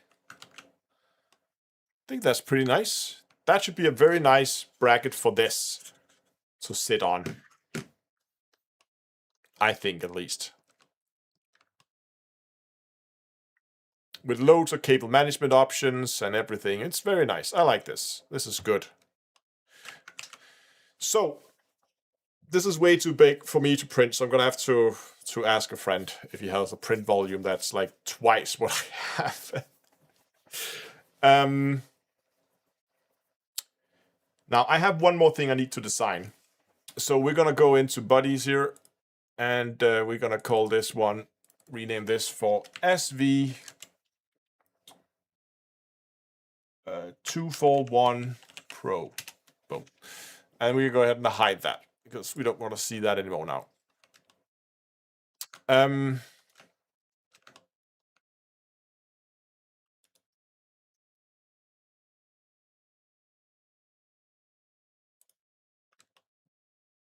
Good. We're back there because the next thing we need to do is we need to design, and we probably need to be a little bit less. Now we have some design like language we can use here. We need to design something to mount this. And if you've been here since the start of the stream, I don't blame you if you haven't. My plan is to put this on my pier. So you can see here this top of the pier that's going to be basically holding the telescope. And my plan was to put this like, bam, side of the pier. I don't really know. And what do you guys think? Should I worry about pointing? Because I was thinking, what happens when dew collects? Should I be afraid of like having open ports pointing straight up? Should I point like 3D print? I can 3D print small like blockers that can go in all these holes. Should I just mount it on the side like that so that there's no ports here or here, but all the ports is either on that side or that side. So I could mount it sideways, and that way it's a little more difficult for dew to get into the. On the other hand, like the whole case here is basically a heat sink. So my other thought was, am I even going to worry about dew on this thing? Because as long as it's turned on, I don't see a way that dew could collect on it, because the entire case is going to be not hot, but like not burning hot, but it's going to be warm because it's going to be reflecting all that heat. So maybe dew is just a non-issue for this. If you didn't see here, again, forgot to turn the camera. So what do you guys think?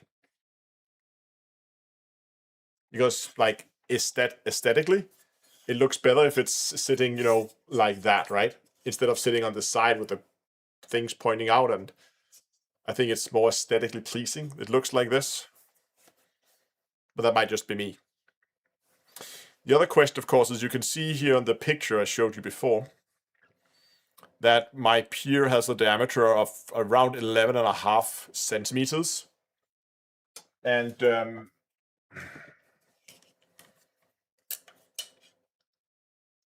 distance between these holes here is center to center 16.2 on the wide side. So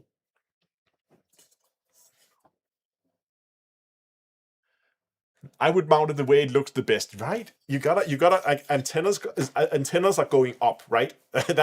that's I mean, I was sitting and playing around with it before, and I was thinking, okay, you could do something like, you know, like then point the antennas something like that, and then put it in like that, so it sits that. I mean, that's not terrible. And the problem is my pier is, outer diameter of my pier is 11.5, which is that much, which is just, this one is just the bracket here. You can't see it because it's the other way. You can see here, just the bracket is like 12-ish.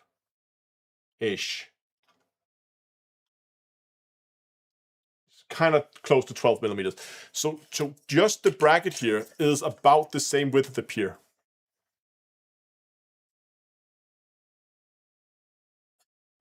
Hello, Ciastro. Welcome. We're discussing what to do about this and how to mount it. So I could put it like this on the pier. So I'm the pier, right? Put it like that. And it's gonna be wider than the pier, like noticeably wider. So the pier is gonna be, what's the distance between the antennas? So the distance between the antennas is 12.5. So the distance between the antennas here is gonna be wider than the pier itself. The pier is, without measuring inner diameter, inner distance here. Yeah, okay. So it's about the inner diameter between the antennas here. That's gonna be the the size of the pier. That's the outer diameter of the pier.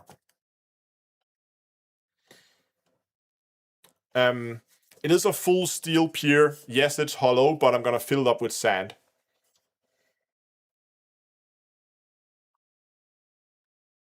Yeah. Okay, so I am gonna put it on the pier. No doubt about that. I've already made that decision because at the beginning of the live stream, we've been designing a bracket for my power control box from SVBony. That's gonna go on the telescope. So this is gonna handle all data. We have plenty of data. We have plenty of power. That's gonna handle all my data and power needs on the scope. So this thing is gonna go on the pier. But what we're discussing right now is like, should I put this on the pier like this? Or should we design it so it goes on like this and then have the antennas, something like that? So you can see, again, I'm the pier. Do we put it on like that? Do we put it on like that? And my worries was, because yeah, we're gonna lose the, like, not gonna have this as part of the payload. My worries was, what happens with all these ports here on the top when dew begins to collect? Will I have water begins to collect inside the ports here if it just sits outside? Or do we believe that as long as the computer is on, it's going to generate enough heat because the entire case here is one massive heat sink? Is that going to generate enough heat? I'm sure it is, but I'm kind of like, what happens? Could there be a situation where the computer's off, but the roof is open and it's still going to have dew collecting, and then water begins to collect inside it, then things corrode and burr. You design a small cover over it. I could do that. That is actually maybe not a terrible idea. So you're thinking something, if we look at that in profile, so there's a like a roof, yeah, so like a bracket, and then something that kind of like arches in over it like this.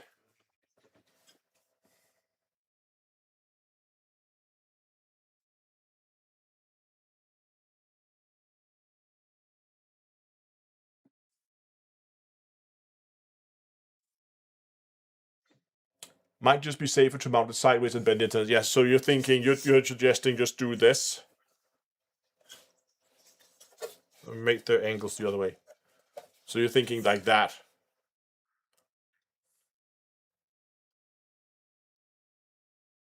I also think this is going to look a little bit less silly.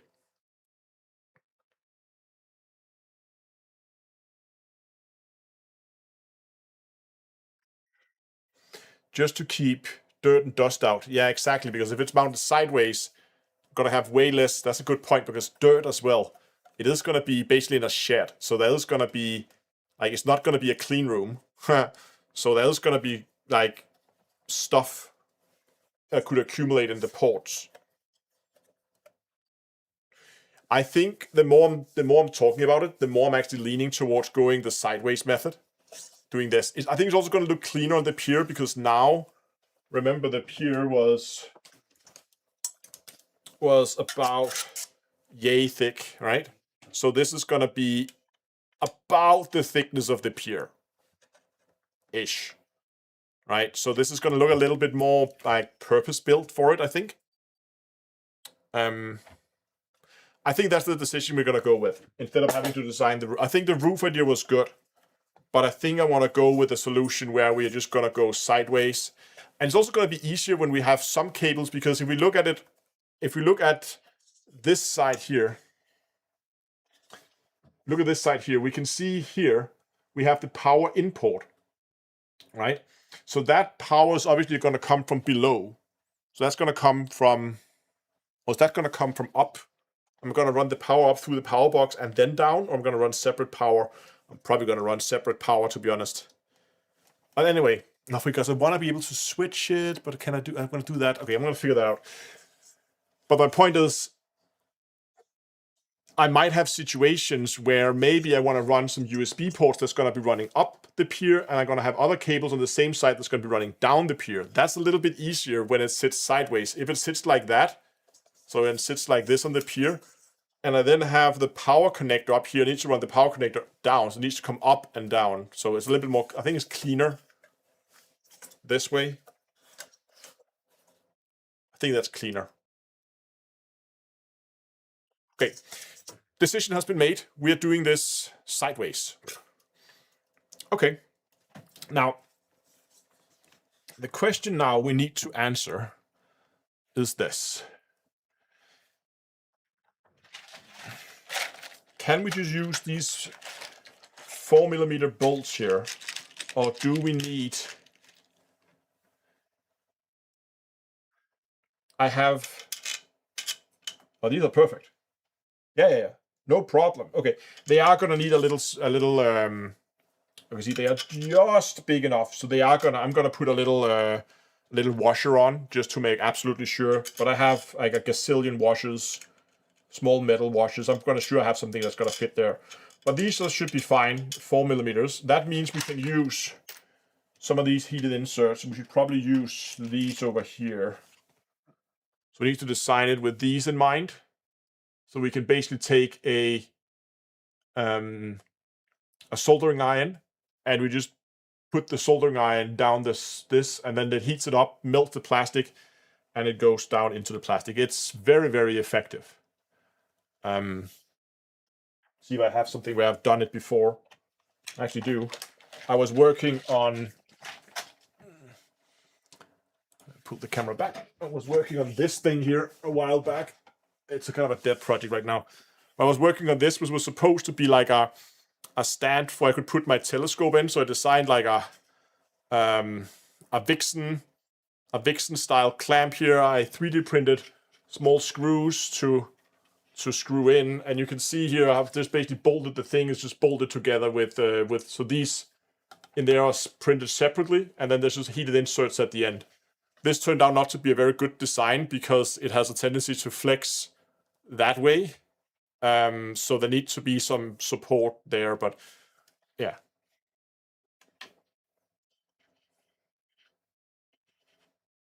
Open bullshit. Yeah, exactly. Yeah. Let me show you. Actually, I can show you what it is we're building. Let's just go quickly, put this out of the way. Let me just find you guys so you can see where we're putting this. Don't pounce.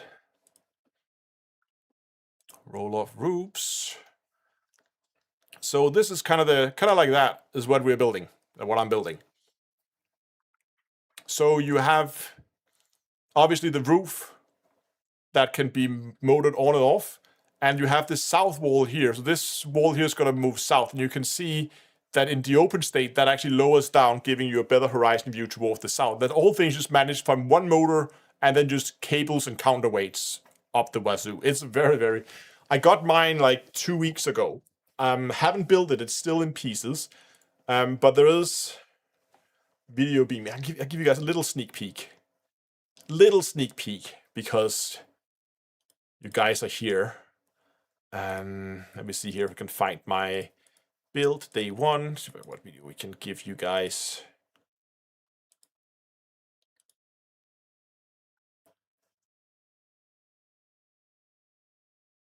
Yeah, I can probably show you this.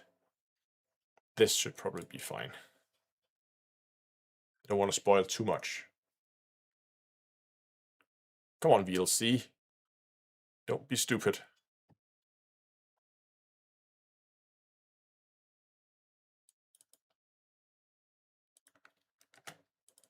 Here we go. There. That was from the day when it arrived. So you basically see you get it on a pallet. The driver who was delivering it on a pallet like that, and you just get all the pieces pre-cut. There's the south wall. You can of course see the roof structure here. That's just all the wall pieces, the boards for the walls sitting here, and the rest of this here is the main part of the structure. That's the door, and the roof panels are sitting over there. So just basically get it in pieces. There's a box full of screws, and then it's just like... I think it's more, it looks like more work than it is. Because all of these, like, you basically take those colored, the darker boards here, that's the base, that's the lowest point. That's just 4 boards, 2 screws in each corner, and then 4 screws into your whatever foundation you're building. Then you just go over and start with these boards here, and these are numbered. So you just take those, clunk, clunk, clunk, clunk, add them on top of each other, build them up in height, put in corner braces, put in the frame with the rails for the roof, build the roof structure, build the overhang. I'm not saying it's going to be quick, but I don't think it's going to be like a month to build. I'm still working on the groundworks to actually get foundation in. So right now it's just sitting under a top. But I think when I actually get to the assembling part, it's going to be pretty quick. I think we can get at least the wall and most of the structure up and running in a day, and I think 2 days, especially if I have a bit of help, I can probably get the roof up as well. That's the goal. Then there's all the other things. We're gonna paint or stain it? Yes. So I did opt for this. Has already gotten its first layer of wood protection, so it's not just bare wood. You can kind of see it has like a yellowish tint. You can also see it here that is slightly yellowing here. That's because it's already gotten like base wood protection, so it's not just bare wood. But I am gonna stain it black, at least on the outside. The manufacturer actually said that they recommended if you want to stain it that you did it before assembling, but the problem is that as all these boards are numbered, there are small pencil marked numbers on all of them.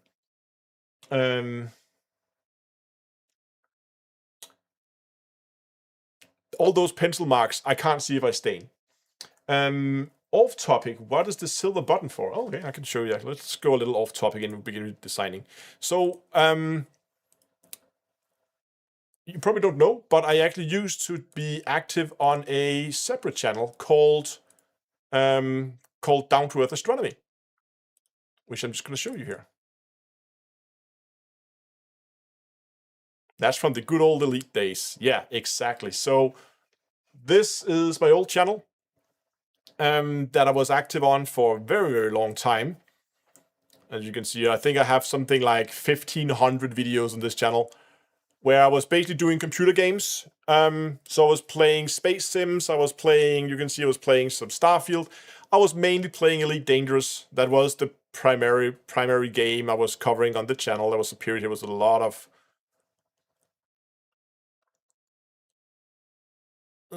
so you can see there we're talking Elite Dangerous. But I was doing that for 8 years. A quick rundown of my YouTube history. I created my first YouTube channel back, this is the Down to Earth Astronomy gaming channel. I created that back in 2015, so that's 11 years ago now. And the channel is called Down to Earth Astronomy because I wanted to make an astronomy channel. It was about astronomy, and because at the time in 2015, I just finished university. I have a master's degree in astrophysics, so I'm an astrophysicist, and I wanted to make a YouTube channel about astronomy. So I made the YouTube channel called Down to Earth Astronomy because that was the topic.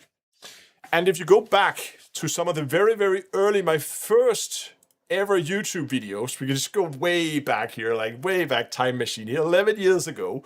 You can see there's a few gaming videos in there.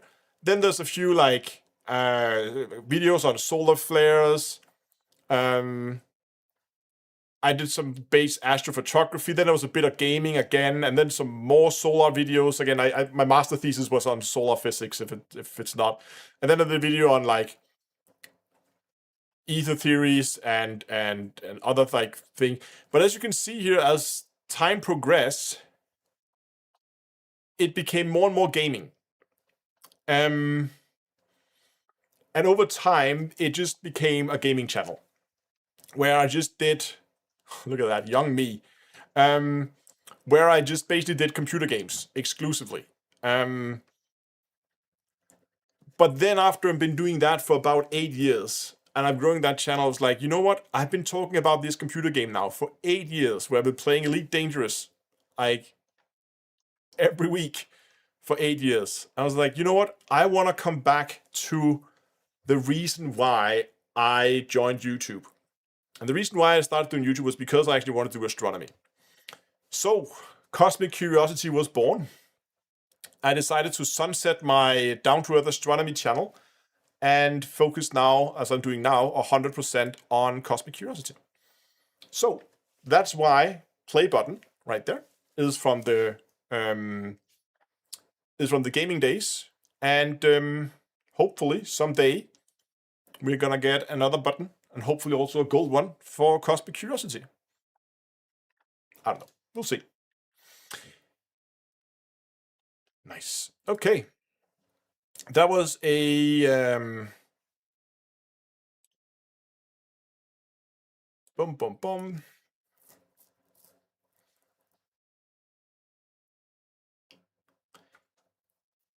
That was a bit of a side quest.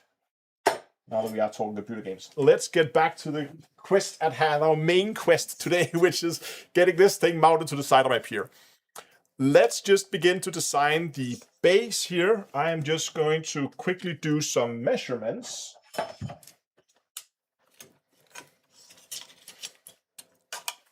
On the short side here, center to center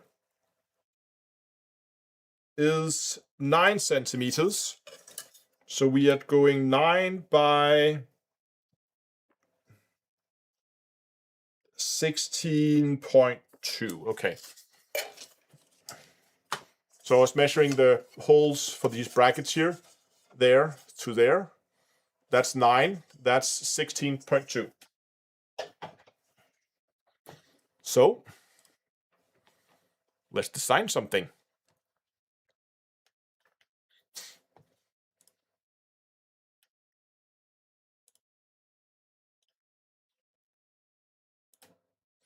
Rectangle, center rectangle. How much we need how much overhang do we want? How much overhang do we have on this actually right now? We have about 1.5 centimeters. How big is the, you know what, let's just make it the same size as this actually. So this is, let's just make it 13 by, make it a little bit bigger, 13 by 20. Then we have a bit of extra space there. So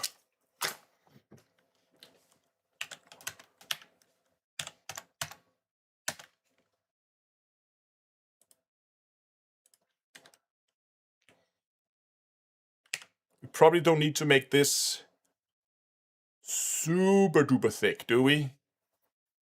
So we still make it 1 centimeter. That's quite thick actually.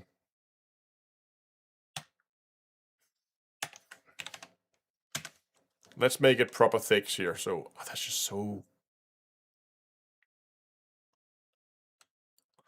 I think I'm gonna make this just because I'm gonna have some extra thickness to this later, so it's gonna make sense. But I'm just gonna make this like 5. I think it's gonna be plenty strong for what we're trying to do here. Okay. Oh, we actually need to figure out. You can measure how thick this should be, because we have our heated inserts, and our heated inserts are 10 millimeters. Good that we measured. Can you guys see that there? 10 millimeters thick. So that means we need to make it at least 10 millimeters in order to fit the heated inserts. So that pretty much forces our hand. And this is going to be 10 millimeters, so that the heated insert will actually fit inside the plate. Next, we need to make holes for said heated inserts. So we are going to draw another. This is going to be super easy. Another center rectangle right there in the center. And what did we say it was? It was on this side it was 9, and on the other it was 16.2. There, that looks about right. Then we're gonna take and select the corners of our sketch. There. Solid holes.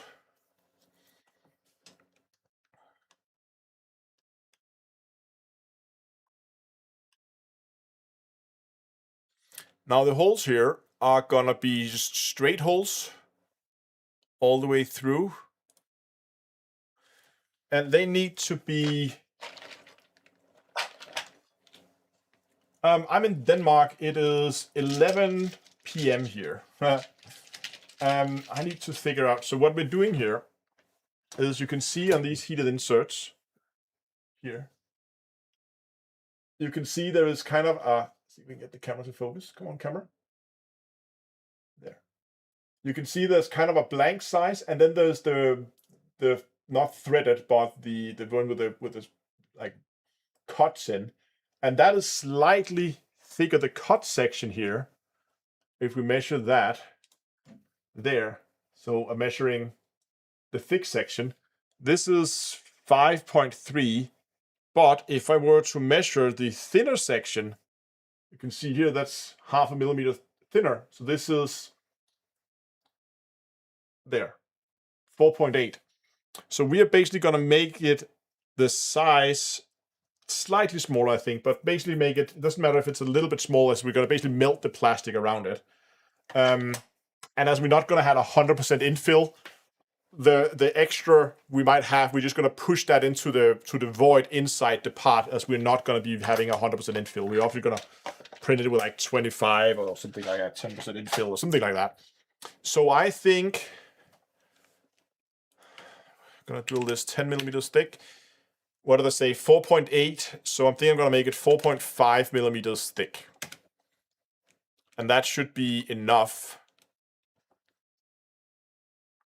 And the only thing I then want to do is just to give the top edge here ever so slight bevel, just because it makes it a little bit easier then to center the heated inserts. Okay, so that's basically the plate. What we need to do now is we need to figure out how we're going to mount this thing to the telescope, or to the pier. So my idea here was to do a drawing here, and then by looking at this picture, we can see that the pier, it looks like I overshot it a little bit on that side, maybe. And it's at 11.4, so I think I'm gonna make it like 11.3 or 11.2 millimeter. Let's say I'll make it 11.2. So we need an inner circle that is from that point 11.2 down. That gives us that point, and at that point we can draw a circle back up there, and then we can draw a second circle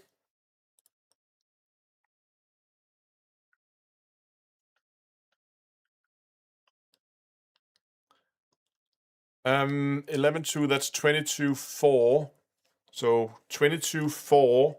How thick do we want it? 10 millimeters as the other. So that's 24.4, something like that. I guess we could just, yeah, that looks fine. Something like that. And then we're gonna draw a line from there straight across through the center to there. I'm gonna finish that, and then we're gonna take that and that section of our drawing, and we're going to extrude it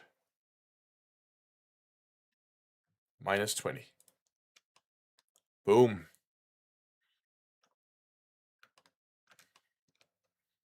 Then we're gonna take, oh no, our holes. Oh, that's okay. That's okay, that's just for our heated inserts, that doesn't matter. We're good. But it basically means that we need to move this. We need to remove our holes. Can we like, yeah, we need to redo that. Need to redo our holes later to make this pretty, because I wanted to take those edges in there and give them a bevel. Something like that. Look at that, look how pretty it is.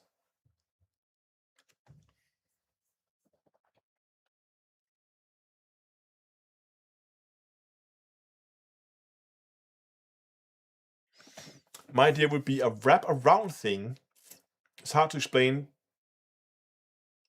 but you can see it with the Redcat 51. Okay, I'm curious. Yo, Redcat 51, Williams Optics. Where are you? I want the official homepage here. William Optics. This one.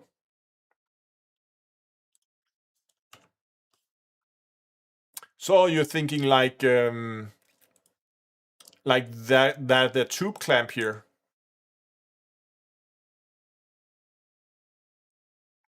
Actually, you know what?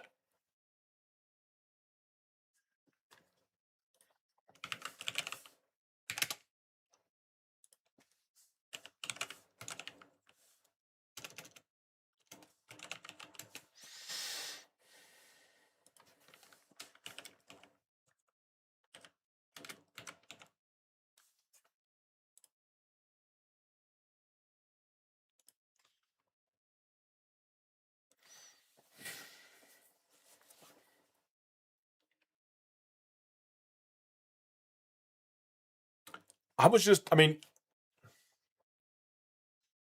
yeah. But you're right. I don't need to design the whole. Because I was thinking doing something like this and then doing, places with zip ties, and then the zip ties would go the rest of the way and kind of like squeeze it in around it and stuff like that. We don't need to design that. That's complicated. This is a solved issue. We just need to find a pair of tube clamps. Because the problem is, we have something like this, right? It's 10 millimeters, right? So, or 10 centimeters. So that's like a centimeter and a bit too narrow. But question is, what are the how much wiggle room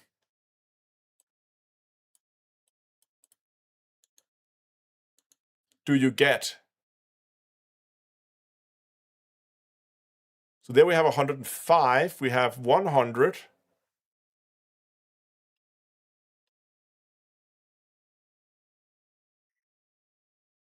Because if I could just buy a pair of tube clamps that happens to fit, or maybe buy ones,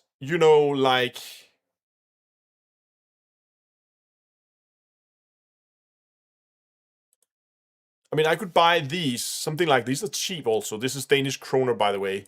If we make this into euros, then it's probably easier for people. So these are very cheap, right?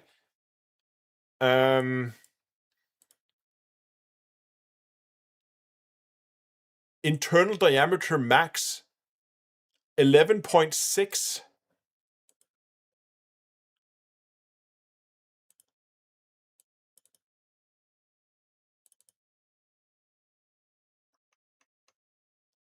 I mean,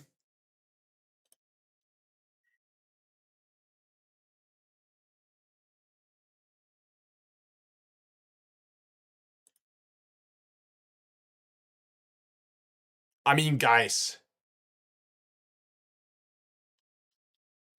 even if it's slightly too big, I can just put a little bit extra padding on the inside.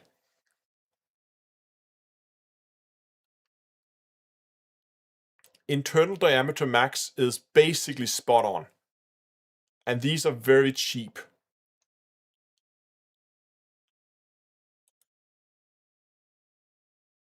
And then I just have whatever holes those are, I can figure that out.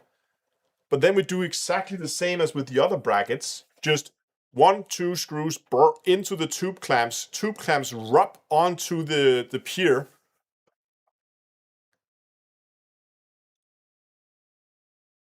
That's a much better design than anything I was coming up with. And it's also going to be so much more sturdy.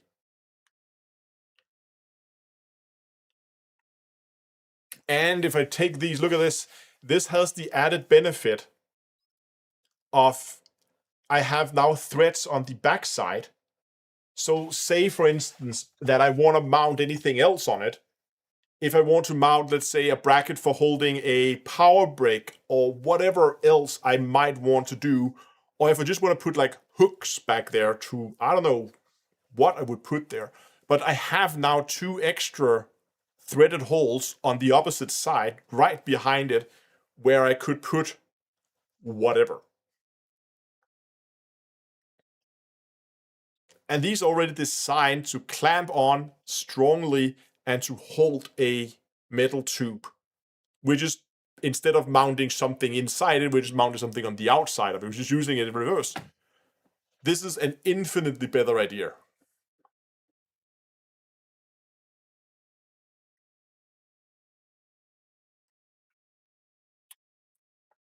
Okay, I think my design here just became a whole lot easier.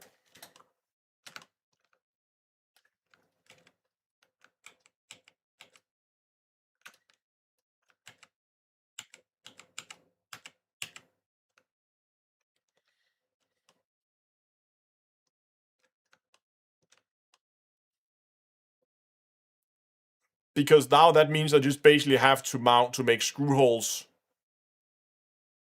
like there and there.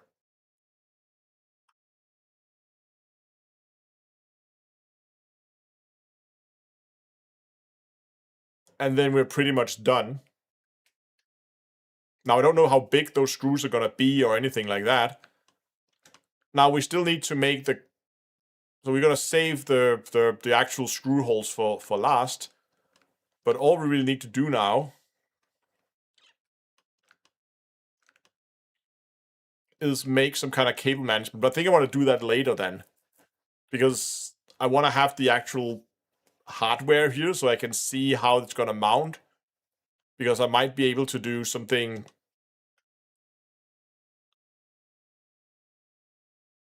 Let me just see, how is this looking? So this is now sitting like, from your perspective, on it like this. So all the cables are coming out here and here. And what is it we're trying to achieve here? We're trying to achieve that those cables are sitting this way, right? But we're trying to make sure that those cables that comes out, those are the cables that comes out this side here, they can go up and then get tied into some anchor points up here before they move further up. Right? And the same on the bottom, if the cables come from below, we need to have an anchor point before they go in. So kind of like a strain relief.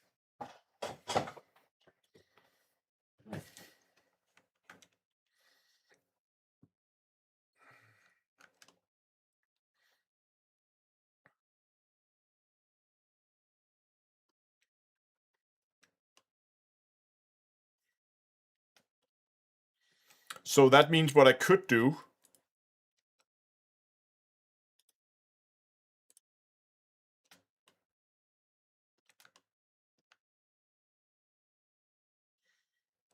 is just extend this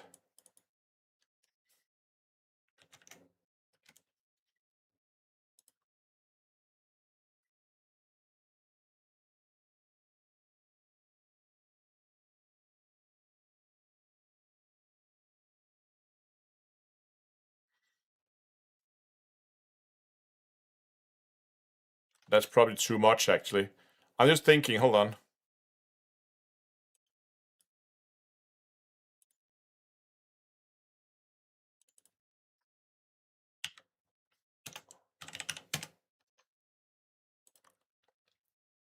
So the cables are gonna come out here on the side. But this is now gonna be sitting on 2 rings.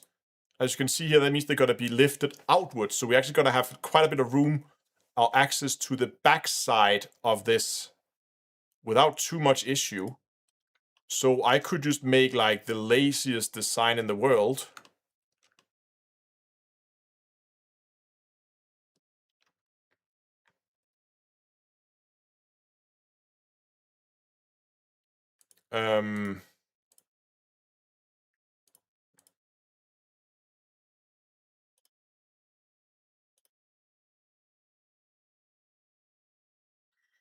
So hold on, what was this? This was 16.2. So if we make this 100, by 180.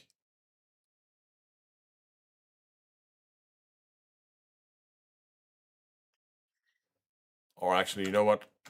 Let's do something different. Let's just measure the full size of this. This is probably easier. Finished. Delete that sketch again. What was the full size of this? 130. Yeah, 130 by, so we go 10 in, so we go 120 and 120 and 115.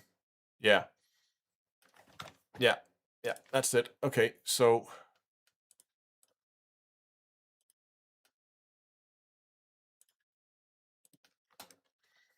so 120 and 215 there.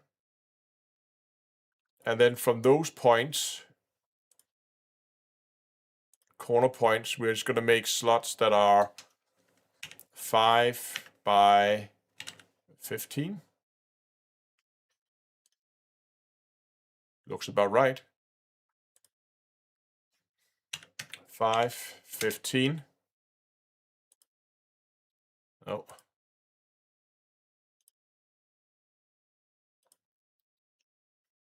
5, 15.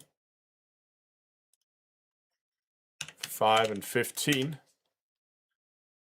We now finish the sketch and then take that, that, that, and that. Extrude -10. So because these are gonna, we don't know where the holes are gonna be.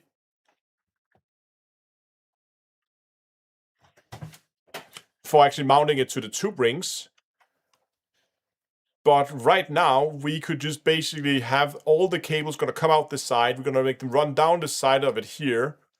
And then we're just gonna have cable ties here, here, here, and here in each corner. Again, Velcro cable ties that's gonna just go through those openings there. And then we can just zip tie those in. So we have 4 anchor points now for cables. If that's what we want to do. Very, very straightforward.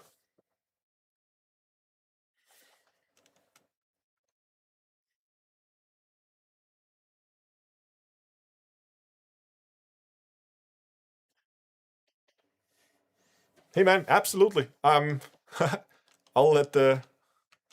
Right now we're just designing 3D brackets for actually having a place to. What am I doing here? What am I opened up something I shouldn't. Now I can't turn it. Now it's doing. There we go. Now we're turning. But that should basically be it. Because right now, we need the holes for actually putting it into the tube rings.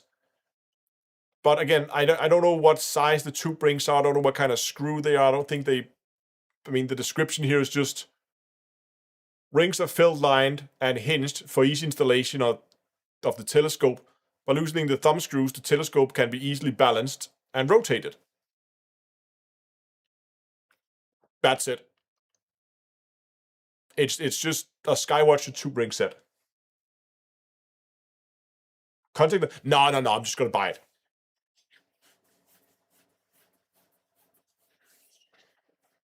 I mean, come on. It's compared to how much I've already spent on this observatory, this is just, I mean, I've already wasted more on materials I didn't need than this. I mean, this is my first observatory, so I am gonna make mistakes, and I have already made like calculations where I maybe overestimated how much extra wood I needed. What's the cost of the shed? Yeah, so quite expensive, depending on how much you want. Let me see if we can navigate DomePart's homepage. It's not the easiest to figure out, but if you go into Roller Roofs and then go to Quick Reference, and from Quick Reference you click on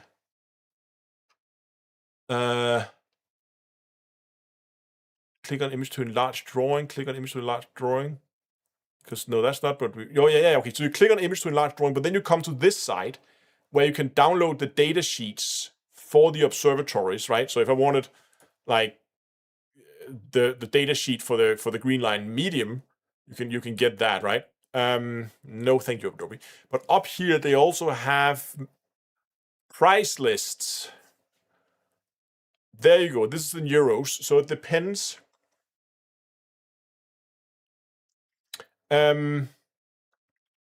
It depends which size you want, obviously. I opted for the medium, and I did that mostly because for the size of the telescope that I wanted, I found the mini. So let me just take a step back. One of my criterias was that the observatory should be able to be fully remote controlled. I want to be able to control it from home. And the full ASCOM roof driver only comes with the Greenline Mini and bigger. They don't have it for the micro. And I was looking at the Mini, which we can just, well, maybe you can see it here. But I was trying to sit and calculate. I found that because I'm running a refractor in it, and they're often refractors are quite long, right?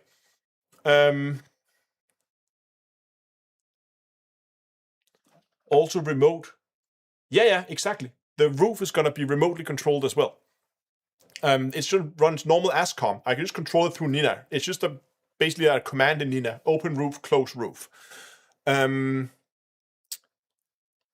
what was I saying? So I found that because I'm running a relatively long refractor in it, I found that I had a harder time getting the telescope when I was sitting I'm making like 3D drawings of the entire thing and try to see how big the scope would be and stuff like that.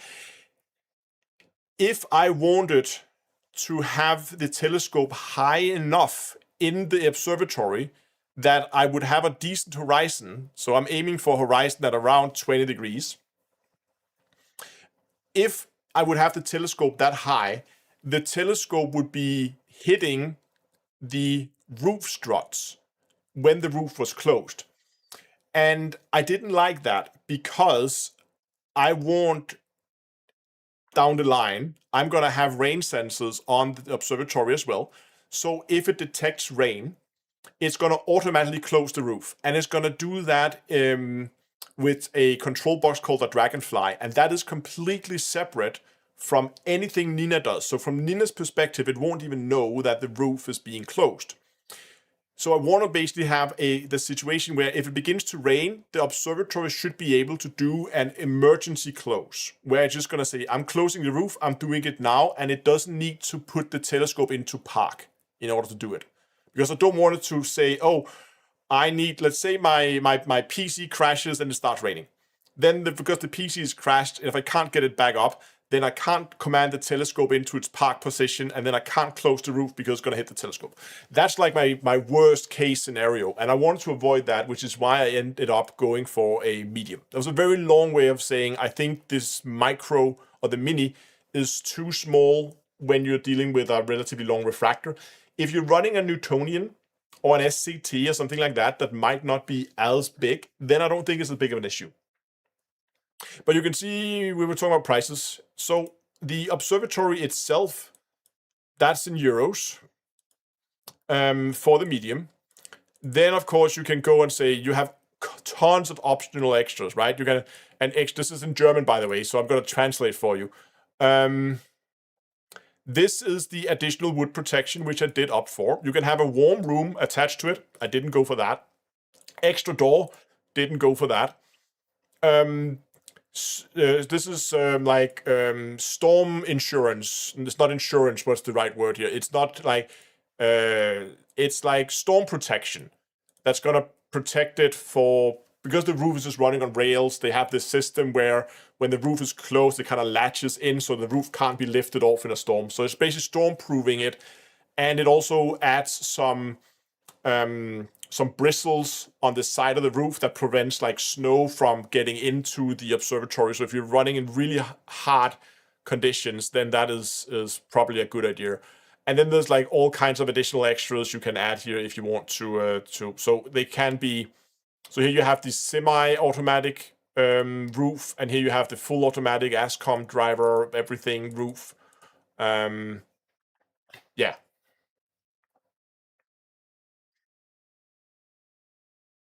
So it can quickly add up. You can quickly see if you take that, and then you add the wood protection, and you add storm proofing, and maybe you want to have the full, like, all of a sudden it's really quickly adding up. So this has been something that I've been saving up for quite a while, to be able to do this, because this is not an insignificant amount of money.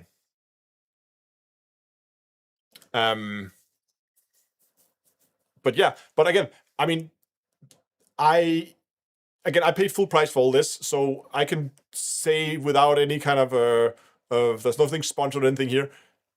Dome Parts has been some absolute champs. Like, they've been very easy to communicate with, and they've been answering all my questions when I've been asking about, like, oh, what is the power draw of the motor? I need to figure out, like, how big of a fuse do I need to put in, blah blah blah.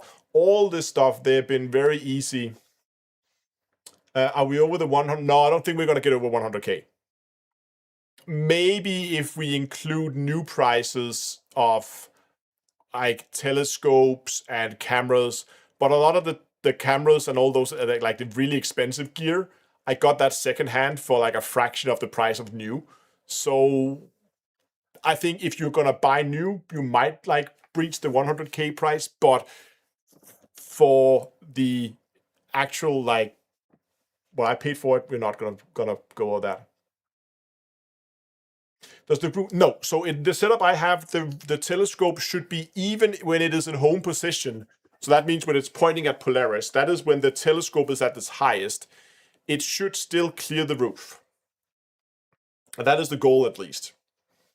So that even if the telescope is sitting in its home position, its roof is still going to be able to close.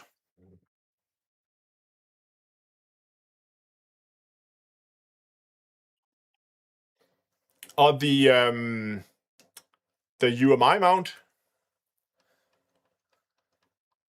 I'm sorry, the UMI mount is already sold.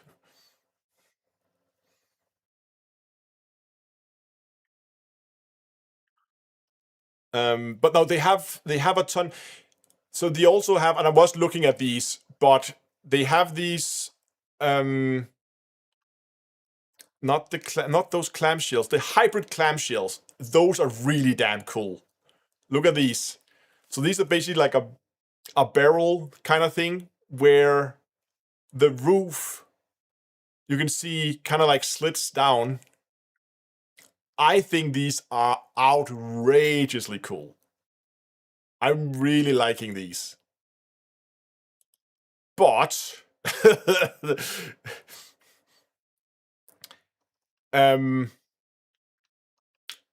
let's just say the price tag is significantly different. But just look at that. I mean,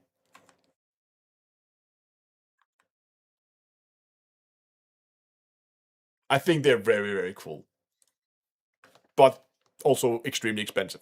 But anyway, Dome Parts, they don't only do like small roll-off roofs for amateur astronomers. They also do like full professional clamshells, and they were talking about that they were doing a 6-meter dome somewhere in South America, I think.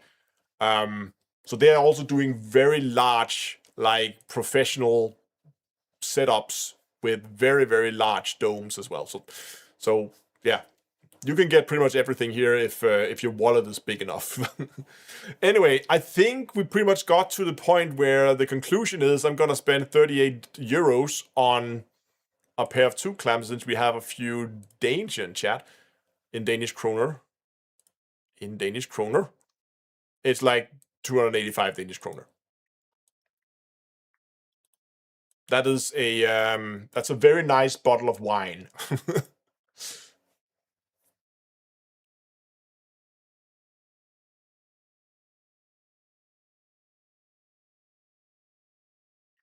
Yeah, actually, that's a very good point there, Klaus in chat. Klaus says that one of the benefits of a roll of roofs is just looks like a shed, and a thief is not going to think twice about it. It's just going to look like a garden shed, and that's a very, very good point. And there's also the point that the plot of land that it's going to go on, there is not strict like rules for what you're allowed to build. There are, of course, height limitations and distance from the edge and stuff like that we need to take into consideration. But there is like a consensus that you stick to a certain style, right? Like most of the houses, I think, if not all of them, are all wooden houses. There's no bricks in the area. So kind of people stick to a style, and there's this like a consensus that you kind of try to keep it in that style. And there has been some people that doing some crazy things in the area, and people are a little about it. It's not a huge fuss. It's not like they're gonna ask you to take it down like an HOA kind of situation. But I wanna try to make it blend into its surroundings, and a roll of roof does that very, very well, because I can then paint it so it basically looks like the other houses on the plot of land. So it just basically blends in. It just looks like another house, right? Yeah. Exactly. I don't know if the direct translation from Grundejerforening is an HOA, but the fact that that it blends into its surrounding is also a huge benefit. And I do have a lot of plans for security around it, and there are also plans are obviously not things that I'm going to share. Not all of them. We are going to be doing some talk about what we do with security, but I do have a number of different things that I'm going to be installing that's not going to make it onto YouTube for obvious reasons, because I don't want to just put my entire security setup out there. But I'd have taken significant steps to upgrade both the physical security, so the amount of like destructive force you would need to actually get into the observatory, but also in terms of electronics, cameras, alarm systems, all those kind of things. There are things in place to ensure that hopefully it's going to stay safe.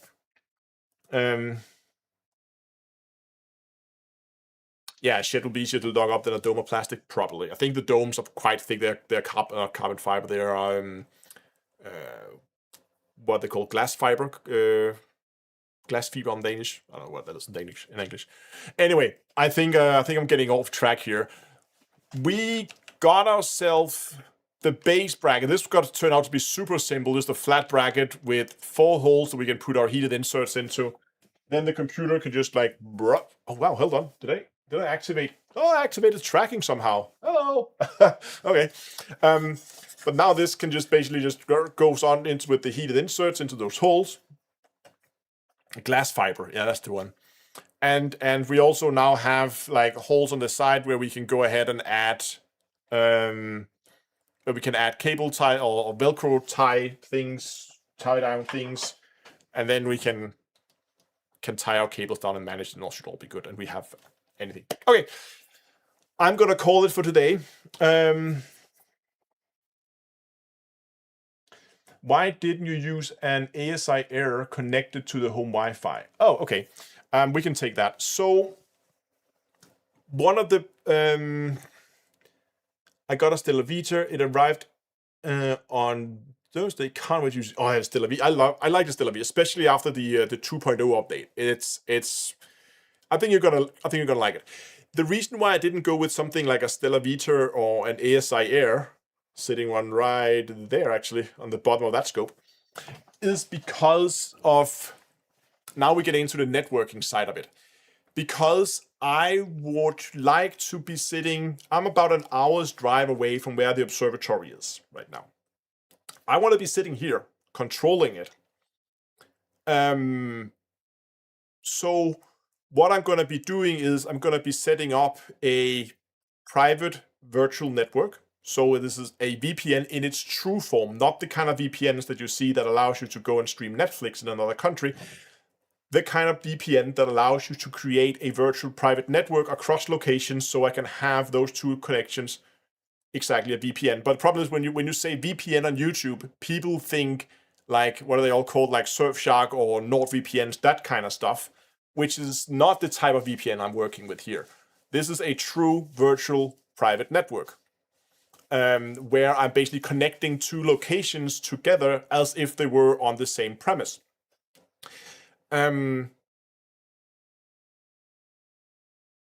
So the problem is, in order to do that, there are ways around it, but the ideal way to do it, I need to install a VPN client on the device I want to connect to. And I do not have access to the command line on an ASIR. As I said, there are ways around it where I might be able to pass it through another device and use that as a bridge and then get access to it in that way. But since I also want to be able to use the computer on it to control the roof, and I wanted to be able to communicate with rain sensors, I want to be able to all these things, I can't do that with an ASIR. I'm never going to get an ASIR to talk to my roof controller and open and close the roof on command. So that's why I've gone with an actual physical PC where I can install Nina, so I can control all these things with simple ASCOM drivers. I think that's the simplest explanation. The ASIR or the Stellar-Vita, if you're sitting next to the scope or basically just physically on site where you're observing, it's perfect. Absolutely a perfect solution. But as soon as you go off site and you're sitting away from it, the ASIR is just not designed for that situation. So that's why I'm going with a full PC. Unless, of course, you're doing, Starfront, these observatory hosting things, then you can use an ASIR because then you're not in charge of controlling the roof, blah, blah, blah. Are you at a different place? Yeah. So right now I'm at a different place than where the observatory. The observatory is about an hour's drive from here, where it's going to be. Because I'm inside Copenhagen. This is Bortle. We are probably, maybe I could get this down to Bortle 8 or 7 or something like that. But the actual location where the observatory is going to be an hour's drive away. No. This is like, longer than I want to run a network cable. Let's just put it like that. I can't just put a network cable out the window and then run it like that. That's never going to happen. It's quite far.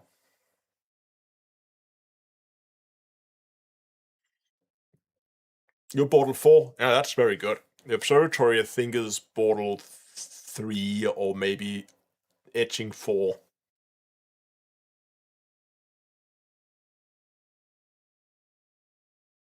When the pieces address, I guess the software would be neater.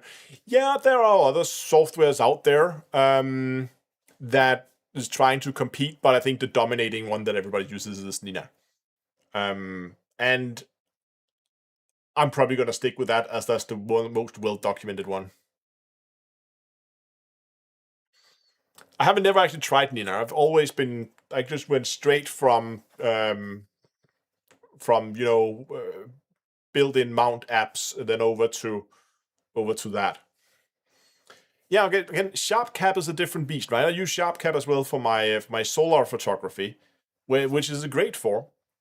But again, I want to have a single software solution where I can just make a plan that says, open the roof, slew to this target, run focusing routine, capture images, do everything, park the scope, close the roof. And if I'm really fancy, I'm considering, because I'm a bit of a software guy, I'm much more of a software than a hardware guy. I'm considering making some kind of solution that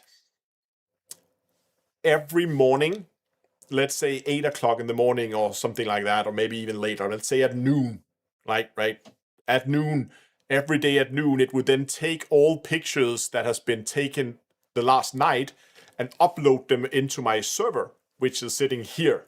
So if I could get the offsite observatory to then every day at noon upload the pictures to my server, so I would have them here physical on premise, ready for be processed, that would be awesome.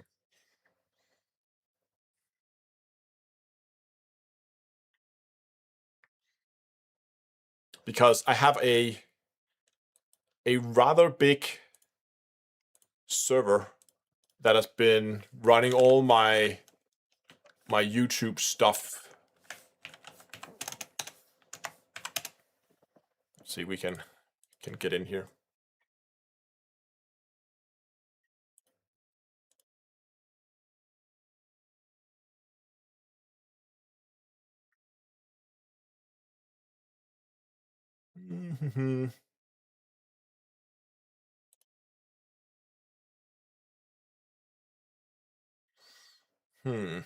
Why can't I see this?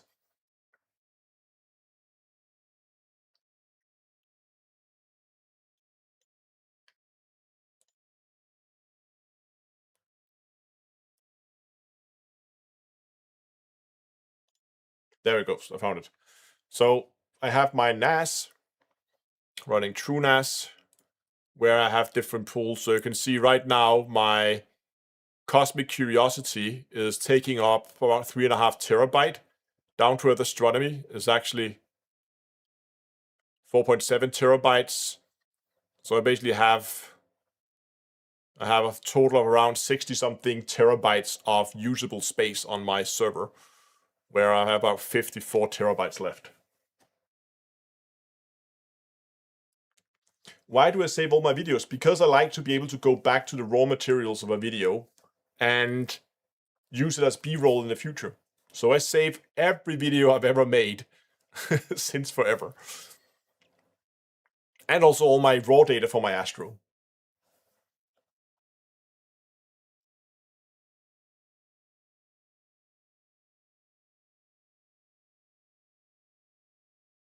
Anyway, guys, I'm gonna have to jump off now. We're getting very close to midnight here. Whoa, camera is all over the place. Can we enable auto tracking? That's a little bit distracting for me. Oh, is it still tracking? I'm still tracking. I don't know. I'm gonna have to figure that out. Anyway, I'm gonna jump off for today. Thanks a lot for sticking around with me. I really hope you enjoyed it. I think we got some decent designs here. I'm gonna have to call a friend and ask if he would be willing to 3D print a file for me. He has some other things that I need to buy from him. I'm gonna have to contact him. But yeah, there might be more of these bonus live streams coming up in the future as I'm doing more and more of the observatory things, or if there are other things, maybe I'm just going to start the live stream if I'm doing some processing or something. We're going to figure that out. But that's going to be in the future. Otherwise, the next scheduled live stream is going to be in the beginning of July when we're doing the next Curiosity update. And remember, of course, that if you want to support the channel, there's multiple ways you can do it. You can either just hit the subscribe button. That will help me a lot. Drop a like on this live stream if you enjoyed it. And if you really want to help me out, you can go over to deepspacemerch.com. There's a link in the description where you can get yourself some merchandise. You can either get a mug like my emergency gravity detector that's sitting back here. Emergency gravity detector mug. There are also other mugs. Random may start talking about telescopes. You get that on a mug, get it on bottles. There are t-shirts, and I recently added some windbreakers out there as well. So if you're doing anything like what's it called? If you're doing like a public outreach with astronomy, doing maybe sidewalk astronomy stuff like that, I have some windbreakers that says telescope operator on the back, so people know who's the telescope operator.